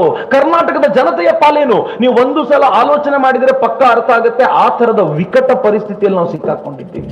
ಅಕಸ್ಮಾತ್ ಒಂದು ತಪ್ಪು ಮಾಡಿದರೆ ದೇಶ ಹಿಂಗೋಗುತ್ತೆ. ಯಾರು ದೇಶದ ಪ್ರಧಾನಮಂತ್ರಿ ಯಾಕೆ ಕೂತ್ಕೋತಾನೋ ಅವನು ನನಗೆ ದೇಶ ನಡೆಸೋದು ಇಷ್ಟ ಇಲ್ಲ, ಉಳಿದವರೆಲ್ಲ ನೀನು ಕೂತಿರ್ಬೇಕು ಅಂತ ಕೂತ್ರೆ ಯಾವ ಸ್ಥಿತಿಗೆ ಹೋಗ್ತೀವಿ? 5 ವರ್ಷ ಒಂದು ಅದ್ಭುತವಾದ ರಾಷ್ಟ್ರವನ್ನು ನೋಡಿದ್ದೀವಿ ಮಿತ್ರರೇ. ಈ 5 ವರ್ಷದ ನಂತರ ಈ ರಾಷ್ಟ್ರವನ್ನ ಕಳ್ಕೊಳ್ಳುವಂತಿಲ್ಲ. ದೇಶಕ್ಕಾಗಿ ಮೋದಿ ಏನ್ ಮಾಡಿದ್ರು ಅಂತ ಹೇಳಿದೆ, ಈಗ ಮೋದಿಗಾಗಿ ನಾವೇನಾದ್ರೂ ಮಾಡ್ಬೇಕಲ್ಲ. ಏನ್ ಮಾಡಬೇಕು ಮೋದಿಗೋಸ್ಕರ? ಸಣ್ಣದೊಂದೆರಡು ಸಂಗತಿನ ಕೇಳ್ಕೊಳ್ತೀನಿ. ಎಲೆಕ್ಷನ್ ಬಂದಾಗ ಯಾರಿಗೆ ವೋಟ್ ಮಾಡಿ ಅಂತ ದೇವರಾಣೆಗೂ ನಾನು ಹೇಳಲ್ಲ, ನಂದು ಉದ್ದೇಶವೂ ಅದಲ್ಲ. ಆದ್ರೆ ಮೋದಿ ಯಾವ ಪಕ್ಷದ ಪರವಾಗಿ ನಿಂತುಕೊಂಡು ಇಂಥವ್ರಿಗೆ ವೋಟ್ ಮಾಡಿ ಅಂತ ಹೇಳ್ತಾರೋ ಅವರಿಗೆ ವೋಟ್ ಮಾಡಿ ಮೋದಿಯನ್ನ ಮತ್ತೊಮ್ಮೆ ಪ್ರಧಾನಿ ಪಟ್ಟದಲ್ಲಿ ಕೂರಿಸುವುದು ನಮ್ಮ ಕರ್ತವ್ಯ ಆಗಬೇಕು ಅಂತ. ಎಲೆಕ್ಷನ್ ಹತ್ರ ಬಂದಾಗ ನಾವೇನ್ ಮಾಡ್ತೀವಿ ಗೊತ್ತಾ? ರಜಾ ಸಿಕ್ತು ಅಂತ ಊರಿಗೆ ಹೋಗ್ಬಿಡ್ತೀವಿ. ಆದ್ರೆ ಈ ಬಾರಿ ಹಂಗ್ ಮಾಡಬೇಡಿ. ಈ ಬಾರಿ ವೋಟ್ ಮಾಡೋಣ, 100 ಜನರಿಗೆ ಹೇಳೋಣ. ಇಲ್ಲೊಂದ್ 2-3 ಪೋಸ್ಟರ್ಸ್ ಇದೆ ನನ್ನ ಹತ್ರ. ಮೊದಲನೇ ಪೋಸ್ಟರು, ಒಂದು ಪೋಸ್ಟರ್ ಇದೆ, ಆ ಹುಡುಗರು ಹೊರಗಡೆ ಇಟ್ಟಿರ್ತಾರೆ, ಖಂಡಿತವಾಗಿಯೂ ಫ್ರೀ ಕೊಡಲ್ಲ. ಯಾಕೆ ಫ್ರೀ? ಇದಕ್ಕೆ ಯಾವುದೇ ಪೊಲಿಟಿಕಲ್ ಪಾರ್ಟಿಯವರು ದುಡ್ಡು ಕೊಟ್ಟು ನಮ್ಮ ಹತ್ರ ಪ್ರಿಂಟ್ ಮಾಡಿಸ್ತಿಲ್ಲ. ನಾನು ನನ್ನ ಮಿತ್ರರು ಚಂದ ಎತ್ತಿ ಯಾರ್ಯಾರು ದುಡ್ಡು ಕೊಡ್ತೀನಿ ಅಂತ ನಮ್ಗೆ ಹೇಳಿದ್ದಾರೋ ಅವ್ರ ಹತ್ರ ಕೇಳ್ಕೊಂಡು ಬಂದು ಇವುಗಳನ್ನೆಲ್ಲ ಪ್ರಿಂಟ್ ಮಾಡಿರೋದು. ನಮ್ಮ ಆಫೀಸಿಗೆ ಒಂದು ಅಜ್ಜಿ ಬಂದಿದ್ರು, ಒಂದು 10-15 ದಿನದ ಹಿಂದೆ. ಅಜ್ಜಿ ಬಂದು ನಮ್ಮ ಆಫೀಸಿನ ಎಲ್ಲ ರೂಮ್ಗಳು, ನನ್ನ ರೂಮ್ ನೋಡಿದ್ರು, ನಮ್ಮ ಸ್ಟುಡಿಯೋ ನೋಡಿದ್ರು, ಎಲ್ಲವನ್ನೂ ನೋಡಿದ್ರು, ಬಂದು ಒಂದ್ ಕಡೆ ಕೂತ್ಕೊಂಡ್ರು. ನಾನು ಕೇಳಿದೆ ಯಾಕೆ ಅಜ್ಜಿ ಬಂದಿದ್ದೀರಾ ಅಂತ. ಅವ್ರು ಏನ್ ಹೇಳಿದ್ರು ಗೊತ್ತಾ? ಚಕ್ರವರ್ತಿ, ನನ್ನ ಮಗ ಅಮೆರಿಕದಲ್ಲಿದ್ದಾನೆ, ನೀವು ಮಾಡೋ ಎಲ್ಲ ಕೆಲಸ ನೋಡಿ 35,000 ರೂಪಾಯಿ ಕೊಟ್ಟು ಬಾ ಅಂತ ಕಳಿಸಿದ್ದಾನೆ ಅಂತ. ನಾನಂದೆ ಮತ್ತೇನ್ ಮಾಡ್ತಿದ್ರಿ, ರೂಮ್ ಎಲ್ಲ ಯಾಕೆ ನೋಡಿದ್ರಿ? ನನ್ನ ಮಗ ಒಳ್ಳೆಯವ್ರಿಗೆ ಕೊಡ್ತಿದ್ದಾನೋ ಯಾರಿಗೆ ಕೊಡ್ತಿದ್ದಾನೋ ನೋಡ್ಬೇಕಿತ್ತು, ಅದಕ್ಕೆ ಒಂದ್ಸಲ ಎಲ್ಲ ನೋಡ್ಕೊಂಡು ಬಂದೆ ಅಂತ ಹೇಳಿ ಚೆಕ್ ತಗೊಂಡು 50,000 ರೂಪಾಯಿ ಅಂತ ಬರೋದು. ನಾನು ಕೇಳಿದೆ, ನಿಮ್ ಮಗ ಹೇಳಿದ್ 35,000 ರೂಪಾಯಿ, ನೀವ್ ಯಾಕೆ 50,000 ರೂಪಾಯಿ ಬರ್ತಿದ್ದೀರಿ? 60-65 ವರ್ಷದ ಹೆಣ್ಮಗಳು. ಆ ಹೆಣ್ಮಗಳು ಏನ್ ಹೇಳಿದ್ರು ಗೊತ್ತಾ ನನಗೆ? ಚಕ್ರವರ್ತಿ, 35,000 ರೂಪಾಯಿ ನನ್ನ ಮಗಂದು, 15,000 ನಾನು ಉಳಿಸಿರೋದು, 50,000 ರೂಪಾಯಿ ಮಾಡಿ ಕೊಡ್ತಿದ್ದೀನಿ, ಹೆಂಗಾದ್ರೂ ಮಾಡಿ ವಾಪಸ್ ಮೋದಿನ ಪ್ರಧಾನಿ ಮಾಡರಪ್ಪ ಅಂತ ಆ ಅಜ್ಜಿ ಕೇಳಬೇಕಾದಾಗ ನಮ್ಗೆ ಬಹಳ ರೋಮಾಂಚನ ಅನಿಸ್ತಿತ್ತು. ಮಿತ್ರರೇ, ಆ ತಾಯಿ ಕೊಟ್ಟಂತ ದುಡ್ಡಲ್ಲಿ ಪ್ರಿಂಟ್ ಮಾಡಿರುವಂಥದ್ದು. ಹಿಂಗಾಗಿ ಫ್ರೀ ಕೊಡ್ಲಿಕ್ಕೆ ನಮ್ಮ ಹತ್ರ ಆಗಲ್ಲ. ನಾವು ಇದನ್ನು ತುಂಬಾ ಕಡಿಮೆ ಬೆಲೆಗೆ ನಿಮ್ಗೆ ಕೊಡ್ತೀವಿ. ಆದ್ರೆ ಏನಿದೆ ಅಂತ ಹೇಳ್ತೀನಿ. ಇದರ ಟೈಟಲ್ ಏನಿದೆ ಗೊತ್ತಾ? ನನ್ನ ಪಾಲಿನ 15 ಲಕ್ಷ ಅಕೌಂಟಿಗೆ ಬಂದಾಯ್ತು ಅಂತಿದೆ. ಇತ್ತೀಚೆಗೆ ಯಾರೋ ನಂಗೊಂದು ಮೆಸೇಜ್ ಕಳಿಸಿದ್ರು. ಮೆಸೇಜ್ ಏನಿತ್ತು ಅಂತಂದ್ರೆ, ಒಂದು ಹುಡುಗಿ ಒಬ್ಬ ಹುಡುಗನ ಕೇಳ್ತಾಳಂತೆ, ನಾನು ನಿನ್ನ ಲವ್ ಮಾಡ್ತೀನಿ, ನೀನು ದುಡ್ಡಿದೆಯಾ ನಿನ್ನ ಹತ್ರ ಅಂತ ಹೇಳಬೇಕು ನನಗೆ ಅಂತ, ಎಷ್ಟಿದೆ ಅಂತ ಹೇಳಬೇಕು ಅಂತ. ಅವನಂದಂತೆ ಎಲ್ರಿಗಿಂತ ಶ್ರೀಮಂತ ನಾನು, ಗೊತ್ತಿರಲಿ ನಿನಗೆ ಅಂತ. ಇವಳು ಕೇಳಿದ್ಲು ಹಿಂಗೆ, ಅವನಂದಂತೆ 15 ಲಕ್ಷ ರೂಪಾಯಿ ಮೋದಿ ಹತ್ರ ಇಟ್ಟಿದ್ದೀನಿ ನಾನು. ಹಂಗನ್ಬಿಟ್ಟು ಸುಮ್ಮನಾಗ್ಲಿಲ್ಲ. 5 ಆಲೂಗಡ್ಡೆ ರಾಹುಲ್ ಗಾಂಧಿ ಕೊಟ್ಟಿದ್ದೀನಿ ಎಂದಂತೂ, 15 ಲಕ್ಷ ಮೋದಿ ಕೊಟ್ಟಿದ್ದೀನಿ, 5 kg ಆಲೂಗಡ್ಡೆ ರಾಹುಲ್ ಗಾಂಧಿಗೆ ಇಟ್ಟಿದ್ದೀನಿ ಅಂತ. ಇವಳು ಕೇಳಿದ್ಲು ಮುಂದೇನು. ಅವನಂದಂತೆ 15 ಲಕ್ಷ ಮೋದಿ ನನಗೆ ವಾಪಸ್ ಕೊಡೋವರೆಗೂ ಆ ಮನುಷ್ಯನ ಅಲ್ಲಿಂದ ಇಳಿಯಕ್ ಬಿಡಲ್ಲ, ಅಲ್ಲೇ ಕೂತ್ಕೊಂಡು ನೀನು ನಾನು ದುಡ್ಡು ಕೊಟ್ಟುಬಿಟ್ಟೆ ಕೆಳಗಿಳಿ ಅಂತೀನಿ. ಆಮೇಲೆ ನಾನು ಕೊಟ್ಟರು 5 kg ಆಲೂಗಡ್ಡೆನ ಚಿನ್ನ ಮಾಡಿ ವಾಪಸ್ ಕೊಡೋವರೆಗೂ ರಾಹುಲ್ ಗಾಂಧಿನ ಇಲ್ಲಿಂದ ಮೇಲೆ ಕಳಿಸಲ್ಲ, ಇಲ್ಲೇ ಇರು ನೀನು ಅಂತ ಹೇಳ್ತೀನಿ ಅಂತ. ಅಂದ್ರೆ ಹಂಗೆ ಹೇಳಿದಂತ ಆ ಹುಡುಗ. ಈ ಕಾರಣಕ್ಕೋಸ್ಕರ ಇವತ್ತು ನಾವೊಂದು ಪೋಸ್ಟ್ ಮಾಡಿದ್ದೀವಿ, ನನ್ನ ಪಾಲಿನ 15 ಲಕ್ಷ ಅಕೌಂಟಿಗೆ ಬಂದಾಯ್ತು. ಏನೇನಿದೆ ಗೊತ್ತಾ ಅದರಲ್ಲಿ? ಮೊದಲನೇ ಸಾಲಲ್ಲಿ ಬರೆದಿದ್ದಾರೆ, ನನ್ನ ರಕ್ಷಣೆಗಾಗಿ ಬಡಿದಾಡುವ ಸೈನಿಕನಿಗೆ ಬುಲೆಟ್ ಪ್ರೂಫ್ ಜಾಕೆಟ್ ಕೊಟ್ರಲ್ಲ ಮೋದಿ, ಅವತ್ತೇ 15 ಲಕ್ಷ ಬಂತು ನನ್ನ ಅಕೌಂಟಿಗೆ ಅಂತ. ಸೈನಿಕರಿಗೆ ಬುಲೆಟ್ ಪ್ರೂಫ್ ಜಾಕೆಟ್ ಕೊಟ್ಟಾಗ 15 ಲಕ್ಷ ಬಂತು. ಪಾಕಿಸ್ತಾನದೊಂದಿಗಿನ ಗಡಿಗೆ ಬಲವಾದ ಬೇಲಿ ಹಾಕಿ ಇಷ್ಟಾದಾಗ್ಯೂ ಒಳನುಗ್ಗಿದ 600 ಜನ ಭಯೋತ್ಪಾದಕರನ್ನ ಈ ದೇಶದ ಸೈನಿಕರು ಕೊಂದು ಬಿಸಾಡಿದ್ರಲ್ಲ, ಅವತ್ತು ಬಂತು 15 ಲಕ್ಷ ನನ್ನ ಅಕೌಂಟಿಗೆ ಅಂತ. ಯಾವ ನಕ್ಸಲರು ಈ ದೇಶದ ಸೈನಿಕರ ಮೇಲೆ ಗುಂಡಿನ ದಾಳಿ ಮಾಡ್ತಾ ಇದ್ರು, ಆ ನಕ್ಸಲರೆಲ್ಲ ಬಾಲ ಮುದುರ್ಕೊಂಡು ಬಿದ್ದಿದ್ದಾರಲ್ಲ, ಅವತ್ತು ಬಂತು 15 ಲಕ್ಷ ನನ್ನ ಅಕೌಂಟಿಗೆ ಅಂತ. ಸದಾ ದೇಶವನ್ನ ಕಾಡ್ತಾ ಇದ್ದ ಪಾಕಿಸ್ತಾನ ನರೇಂದ್ರ ಮೋದಿ ಅವರ ಒಂದು ಡಿಮಾನಿಟೈಸೇಷನ್ ಹೊಡೆತ ತಾಳಲಾರದೆ ಇವತ್ತು ಭಿಕ್ಷೆ ಬೇಡ್ತಾ ಜಗತ್ತಿನಾದ್ಯಂತ ತಿರುಗಾಡ್ತಾ ಇದೆಯಲ್ಲ, 15 ಲಕ್ಷ ಬಂತು ನನ್ನ ಅಕೌಂಟಿಗೆ ಅಂತ. ಭಯೋತ್ಪಾದನೆ ಹತ್ತಿಕ್ಕಲಾಗದೆ ಹಿಂದೂ ಭಯೋತ್ಪಾದನೆ ಹೆಸರು ಹುಟ್ಟಾಕಿ ಸಾಧ್ವಿ ಪ್ರಜ್ಞಾ ಸಿಂಗ್ಗಳನ್ನ ಭಯೋತ್ಪಾದಕಿ ಅಂತ ಕರೆದ ಎಲ್ಲ ನಾಮರ್ದಾಗಳು ಇವತ್ತು ಬಾಯಿ ಮುಚ್ಕೊಂಡು ಬಿದ್ದಿದ್ದಾರಲ್ಲ, 15 ಲಕ್ಷ ನನ್ನ ಅಕೌಂಟಿಗೆ ಬಂತು ಅಂತ. ಸಾಲ ಇಲ್ಲದ ಸರ್ಕಾರ ನಡೆಸಿ ಇವತ್ತು ಜಗತ್ತಿನ ರಾಷ್ಟ್ರಗಳಿಗೆ ಸಾಲ ಕೊಡುವ ಮಟ್ಟಿಗೆ ಬೆಳೆದು ನಿಂತಿದೆಯಲ್ಲ, 15 ಲಕ್ಷ ನನ್ನ ಅಕೌಂಟಿಗೆ ಬಂತು ಅಂತ. ಮಿತ್ರರೇ, ಬಹಳ ಸುಂದರವಾದ ಸಂಗತಿ ಬರೆದಿದ್ದಾರೆ. ಪ್ರತಿಭಾವಂತ ದಲಿತರೊಬ್ಬರನ್ನ ಕರ್ಕೊಂಡೋಗಿ ಅವರು ರಾಷ್ಟ್ರಪತಿ ಪಟ್ಟದಲ್ಲಿ ಕೂರಿಸಿ ನರೇಂದ್ರ ಮೋದಿ ಅವರು ನಮಸ್ಕಾರ ಮಾಡಿದ್ರಲ್ಲ, ಅವತ್ತು 15 ಲಕ್ಷ ಅಲ್ಲ, ಶತಶತಮಾನದ ಭಾರತದ ಕಳಂಕವು ಹೋಯಿತು ಅಂತ. ಬಹಳ ಸುಂದರವಾದ ಮಾತು ನರೇಂದ್ರ ಮೋದಿ ಅವರು ಮಾಡಿದ ಅದ್ಭುತವಾದ ಕೆಲಸ. ಇದನ್ನ ಹೇಳಬೇಕಾದ್ರೆ ಮತ್ತೊಂದು ಹೇಳಬೇಕು ನಿಮಗೆ. ಅಬ್ದುಲ್ ಕಲಾಂರು ಈ ದೇಶದ ರಾಷ್ಟ್ರಪತಿಯಾಗಿದ್ರು, ಮಾಡಿದ್ದು ಅಟಲ್ ಬಿಹಾರಿ ವಾಜಪೇಯಿ. ಅಬ್ದುಲ್ ಕಲಾಂರಿಗೆ ಇನ್ನೊಂದು ಟರ್ಮ್ ಕೊಡಬೇಕು, ಅಟಲ್ ಬಿಹಾರಿ ವಾಜಪೇಯಿ ಅವರ ಸರ್ಕಾರ ಬಿದ್ದೋಯ್ತು, ಗವರ್ಮೆಂಟ್ ಬಂತು, ಸೋನಿಯಾ ಮೇಡಮ್ ರೂಲ್ ಮಾಡ್ತಿದ್ರು. ಅಬ್ದುಲ್ ಕಲಾಂರಿಗೆ ಇನ್ನೊಂದು ಅವಕಾಶ ಕೊಡಿ ಅಂತಂದ್ರೆ ಅಬ್ದುಲ್ ಕಲಾಂರಿಗೆ ಕೊಡಲ್ಲ ಅಂದ್ರು. ಅವರು ಯಾರಿಗೆ ಕೊಟ್ಟರು ಗೊತ್ತಾ? ಪ್ರತಿಭಾ ಪಾಟೀಲ್ರನ್ನ ಮಾಡಿದ್ರು. ನಾನು ಇವತ್ತು ಕೇಳ್ತಿದ್ದೆ ಯಾರಿಗೋ, ಪ್ರತಿಭಾ ಪಾಟೀಲ್ರ ಕ್ರೆಡಿಬಿಲಿಟಿ ಏನು, ಎಲ್ಲಿ ಡಾಕ್ಟರೇಟ್ ಪಡ್ಕೊಂಡ್ರು, ಅವ್ರ ದೇಶಕ್ಕೆ ಮಾಡಿದ್ದ ಉಪಕಾರ ಏನು, ಅವ್ರ ಹಿಂದೆ ಏನೇನಾಗಿದ್ರು, ಈ ದೇಶದಲ್ಲಿ ಯಾವ್ದಾದ್ರು ಪೊಲಿಟಿಕಲ್ ಪಾರ್ಟಿ ಲೀಡ್ ಮಾಡಿದ್ರ, ಈ ದೇಶದ ಹಣಕಾಸು ಸಚಿವರಾಗಿದ್ರ, ಏನಾದ್ರೂ ಒಳ್ಳೇದು ಮಾಡಿದ್ರ ಈ ದೇಶಕ್ಕೆ ಅಂತ ಕೇಳಿದ್ರೆ, ಪ್ರತಿಭಾ ಪಾಟೀಲ್ರು ಅನೇಕ ವರ್ಷಗಳ ಕಾಲ ಗಾಂಧಿ ಫ್ಯಾಮಿಲಿಯ ಸೇವೆ ಮಾಡ್ಕೊಂಡಿದ್ರು, ಅದಕ್ಕೋಸ್ಕರ ರಾಷ್ಟ್ರಪತಿ ಮಾಡಿದ್ರು ಅಂತ ಹೇಳಲಾಯ್ತು. ಆದ್ರೆ ಈ ದೇಶದ ಪ್ರಧಾನಮಂತ್ರಿ ಒಬ್ಬ ಪ್ರತಿಭಾವಂತರಾಗಿರುವಂತ ಶ್ರೇಷ್ಠ ವ್ಯಕ್ತಿಯರನ್ನ ಕರ್ಕೊಂಡು ಬಂದು, ಕೋವಿಂದರನ್ನ ಕರ್ಕೊಂಡು ಬಂದು ಅಲ್ಲಿ ಕೂರಿಸಿ ನೀವು ರಾಷ್ಟ್ರಪತಿ ಆಗಬೇಕು ಅಂತ ಹೇಳ್ತಾರಲ್ಲ, ಇದು ನರೇಂದ್ರ ಮೋದಿ ಮಾಡಿರುವಂತ ಅದ್ಭುತವಾದ ಕೆಲಸ. ಮಿತ್ರ, ಎಲ್ಲಕ್ಕಿಂತ ಮಿಗಿಲಾಗಿ 15 ಲಕ್ಷ ಹೆಂಗ್ ಬಂತು ಅಂತ ಕೇಳಿದ್ರೆ ಇದರಲ್ಲಿ ಒಂದು ಪಾಯಿಂಟ್ ಇದೆ. ಆ ಪಾಯಿಂಟ್ ಏನ್ ಗೊತ್ತಾ? ಮೊದಲೆಲ್ಲ ಫೋನ್ ಕಾಲ್ ಮಾಡುವಾಗ ಮಿಸ್ ಕಾಲ್ ಕೊಟ್ಟು ಸುಮ್ಮನಾಗ್ತಿದ್ವಿ, ಯಾಕೆಂದ್ರೆ ದುಡ್ಡು ಎಷ್ಟಾಗುತ್ತೋ ಅಂತ ಟೆನ್ಷನ್ ಇತ್ತು. ನರೇಂದ್ರ ಮೋದಿ ಬಂದ್ಮೇಲೆ ಕಾಲ್ ಫ್ರೀ ಆಯ್ತು, ಡಾಟಾ ಫ್ರೀ ಆಯ್ತು. ಇಷ್ಟು ಫ್ರೀ ಕಾಲು ಡಾಟಾ ಲೆಕ್ಕ ಹಾಕಿದ್ರೆ 15 ಲಕ್ಷ ಯಾವತ್ತೋ ಬಂದಾಯ್ತು ನನ್ನ ಅಕೌಂಟ್ಗೆ, ನೀನೇನು ಕೇಳಬೇಕಾಗಿಲ್ಲ ಹೋಗಯ್ಯ ಅಂತ ಕೇಳುವವನಿಗೆ ಎಚ್ಚರಿಕೆ ಕೊಡಬಲ್ಲಂತ ಒಂದು ಸುಂದರವಾದ ಪೋಸ್ಟರ್ ಇಲ್ಲಿದೆ. ಈ ಪೋಸ್ಟರ್ ಜೊತೆಗೆ ಇನ್ನೊಂದು ಪೋಸ್ಟರ್ ಇದೆ. ಯಾರಾದ್ರೂ ನಿಮ್ಮನ್ನ ಪ್ರಶ್ನೆ ಮಾಡ್ಲಿಕ್ಕೆ ಬಂದ್ರೆ ಮೋದಿಗೆ ಯಾಕೆ ಓಟು ಅಂತ ನಾನು ಈ ಪ್ರಶ್ನೆ ಕೇಳ್ತೀನಿ. ನಂಗೆ ಗೊತ್ತಿಲ್ಲ ನೀವೆಲ್ಲರೂ ಉತ್ತರ ಮಾಡಬಲ್ಲರೋ ಇಲ್ವೋ, ಒಂದ್ಸಲ ನಿಮ್ಮೆಲ್ಲರನ್ನು ಟೆಸ್ಟ್ ಮಾಡಬೇಕು ನಾನು. ಹೌದು ಅಥವಾ ಇಲ್ಲ ಅಂತ ಉತ್ತರ ಕೊಡ್ಬೇಕು ನಾನು ಕೇಳೋ ಪ್ರಶ್ನೆಗೆ. ಕೊಡ್ತೀರಾ? ಜೋರಾಗಿ ಹೇಳ್ಬೇಕು. ಹೌದು ಅಥವಾ ಇಲ್ಲ ಅಂತ ಹೇಳ್ಬೇಕು. ಎರಡೇ ಚಾನ್ಸ್, ಮೂರನೇದಿಲ್ಲ, ಎರಡೇ ಉತ್ತರ. ಮೋದಿ ವಿದೇಶದವರ? ಮೋದಿ ಭ್ರಷ್ಟರ? ಮೋದಿ ದೇಶದ್ರೋಹಿನ? ಮೋದಿಯವರ ರಾಜಕೀಯ ಬದುಕು ಚಾರಿತ್ರ್ಯಹೀನನ? ಮೋದಿಯವರ ವೈಯಕ್ತಿಕ ಬದುಕು ಚಾರಿತ್ರ್ಯಹೀನನ? ಮೋದಿ ತಮ್ಮ ಅಧಿಕಾರಾವಧಿಯಲ್ಲಿ ಪರಿವಾರಕ್ಕೆ ಸಂಬಂಧಿಕರಿಗೆ ಲಾಭ ಮಾಡಿಕೊಟ್ಟಿದ್ದಾರ? ಮೋದಿ ಕೆಲಸ ಮಾಡೋದಿಲ್ವಾ, ಮೈಗಳ್ರ? ಮೋದಿ ತಮ್ಮ ಸಂಬಂಧಿಕರನ್ನ ರಾಜಕೀಯಕ್ಕೆ ಕರ್ಕೊಂಡ್ ಬಂದಿದ್ದಾರ ಯಾರನ್ನಾದ್ರೂ? ಮೋದಿ ಭಾರತದ ಗೌರವ ಘನತೆಗಳಿಗೆ ವಿರುದ್ಧವಾಗಿ ಎಲ್ಲಾದ್ರೂ ನಡ್ಕೊಂಡಿದ್ದಾರ? ಮೋದಿ ವಿದೇಶಕ್ಕೆ ಹೋಗಿದ್ದಾಗ ಭಾರತವನ್ನು ಯಾವತ್ತಾದ್ರೂ ಬೈದಿದ್ದಾರ? ಪಾರ್ಟಿಗೆ ವಿಶ್ರಾಂತಿಗೆ ಮೋದಿ ವಿದೇಶಕ್ಕೆ ಹೋಗಿದ್ದನ್ನ ಯಾವಾಗಲಾದ್ರೂ ನೋಡಿದ್ದೀರಾ, ಕೇಳಿದ್ದೀರಾ? ಮತ್ ಮೋದಿಗೆ ಬಿಟ್ಟು ಬೇರೆಯವ್ರಿಗೆ ಓಟ್ ಯಾಕ್ರಿ ಹಾಕ್ತೀರಾ? ಇಷ್ಟೇ ಕೇಳಬೇಕಾಗಿರೋದು ನಾನು. ಮಿತ್ರರೆ, ಮೋದಿ ಈ ದೇಶಕ್ಕೆ ತೊಂದರೆ ಆಗುವ ಒಂದು ಕೆಲಸವನ್ನು ಮಾಡದೆ ಈ ದೇಶದ ಘನತೆ ಗೌರವವನ್ನು ಇಷ್ಟು ಎತ್ತರಕ್ಕೇರಿಸಿರುವಾಗ ಮೋದಿ ಅವರಿಗೆ ಈ ದೇಶದ ಪ್ರಧಾನಿಯಾಗಿ ಅವರನ್ನು ಮತ್ತೆ ಆಯ್ಕೆ ಮಾಡಬೇಕು, ನನ್ನ ದೇಶದ ಈ ಗೌರವ ಘನತೆಯನ್ನು ಹೆಚ್ಚಿಸಬೇಕು ಅಂತ ಅಷ್ಟೇ ನಿಮ್ಮ ಹತ್ರ ಕೇಳ್ಕೊಳ್ಳಿ ಬಂದಿರೋದು. ಇವತ್ತು ನೀವು ವಾಪಸ್ ಹೋಗ್ಬೇಕಾದ್ರೆ ನಿಮ್ಗೆಲ್ರಿಗೂ ಒಂದು ಸ್ಟಿಕ್ಕರ್ ನಮ್ಮ ಹುಡುಗರು ಕೊಡ್ತಾರೆ. ಈ ಸ್ಟಿಕ್ಕರ್ ನ ವಿಶೇಷ ಏನು ಅಂತಂದ್ರೆ, ನಡುವೆ ಈ ಬಾರಿ ಫೈಟ್ ಇದೆ ಅನ್ನೋ ಕಾರಣಕ್ಕೋಸ್ಕರ ಈ ಸ್ಟಿಕ್ಕರ್ ಮಾಡಿಸಿದ್ದೀನಿ. ಒಂದು ಕಡೆ ಮೋದಿಯ ವಿರೋಧಿಗಳು ಯಾರ್ಯಾರಿದ್ದಾರೆ ಅಂತಂದ್ರೆ ಕಾಂಗ್ರೆಸ್, ದಳ, ಎಸ್ಪಿ, ಬಿಎಸ್ಪಿ, ಆರ್ಜೆಡಿ, ಡಿಎಂಕೆ, ಭ್ರಷ್ಟ ಜನ, ನಗರ ನಕ್ಸಲರು ಅಂದ್ರೆ ಅರ್ಬನ್ ನಕ್ಸಲರು, ಮಾವೋವಾದಿಗಳು, ಜಿಹಾದಿಗಳು, ಉಗ್ರರು, ಪಾಕಿಸ್ತಾನ, ಚೀನಾ, ಬಾಂಗ್ಲಾದೇಶ, ಮೀಡಿಯಾಗಳು, ವಿದೇಶಿ NGOಗಳು ಮತ್ತು ತುಕಡೆ ಗ್ಯಾಂಗು ಇವೆಲ್ಲರೂ ಒಂದ್ ಕಡೆ ಸೇರ್ಕೊಂಡಿದ್ದಾರೆ.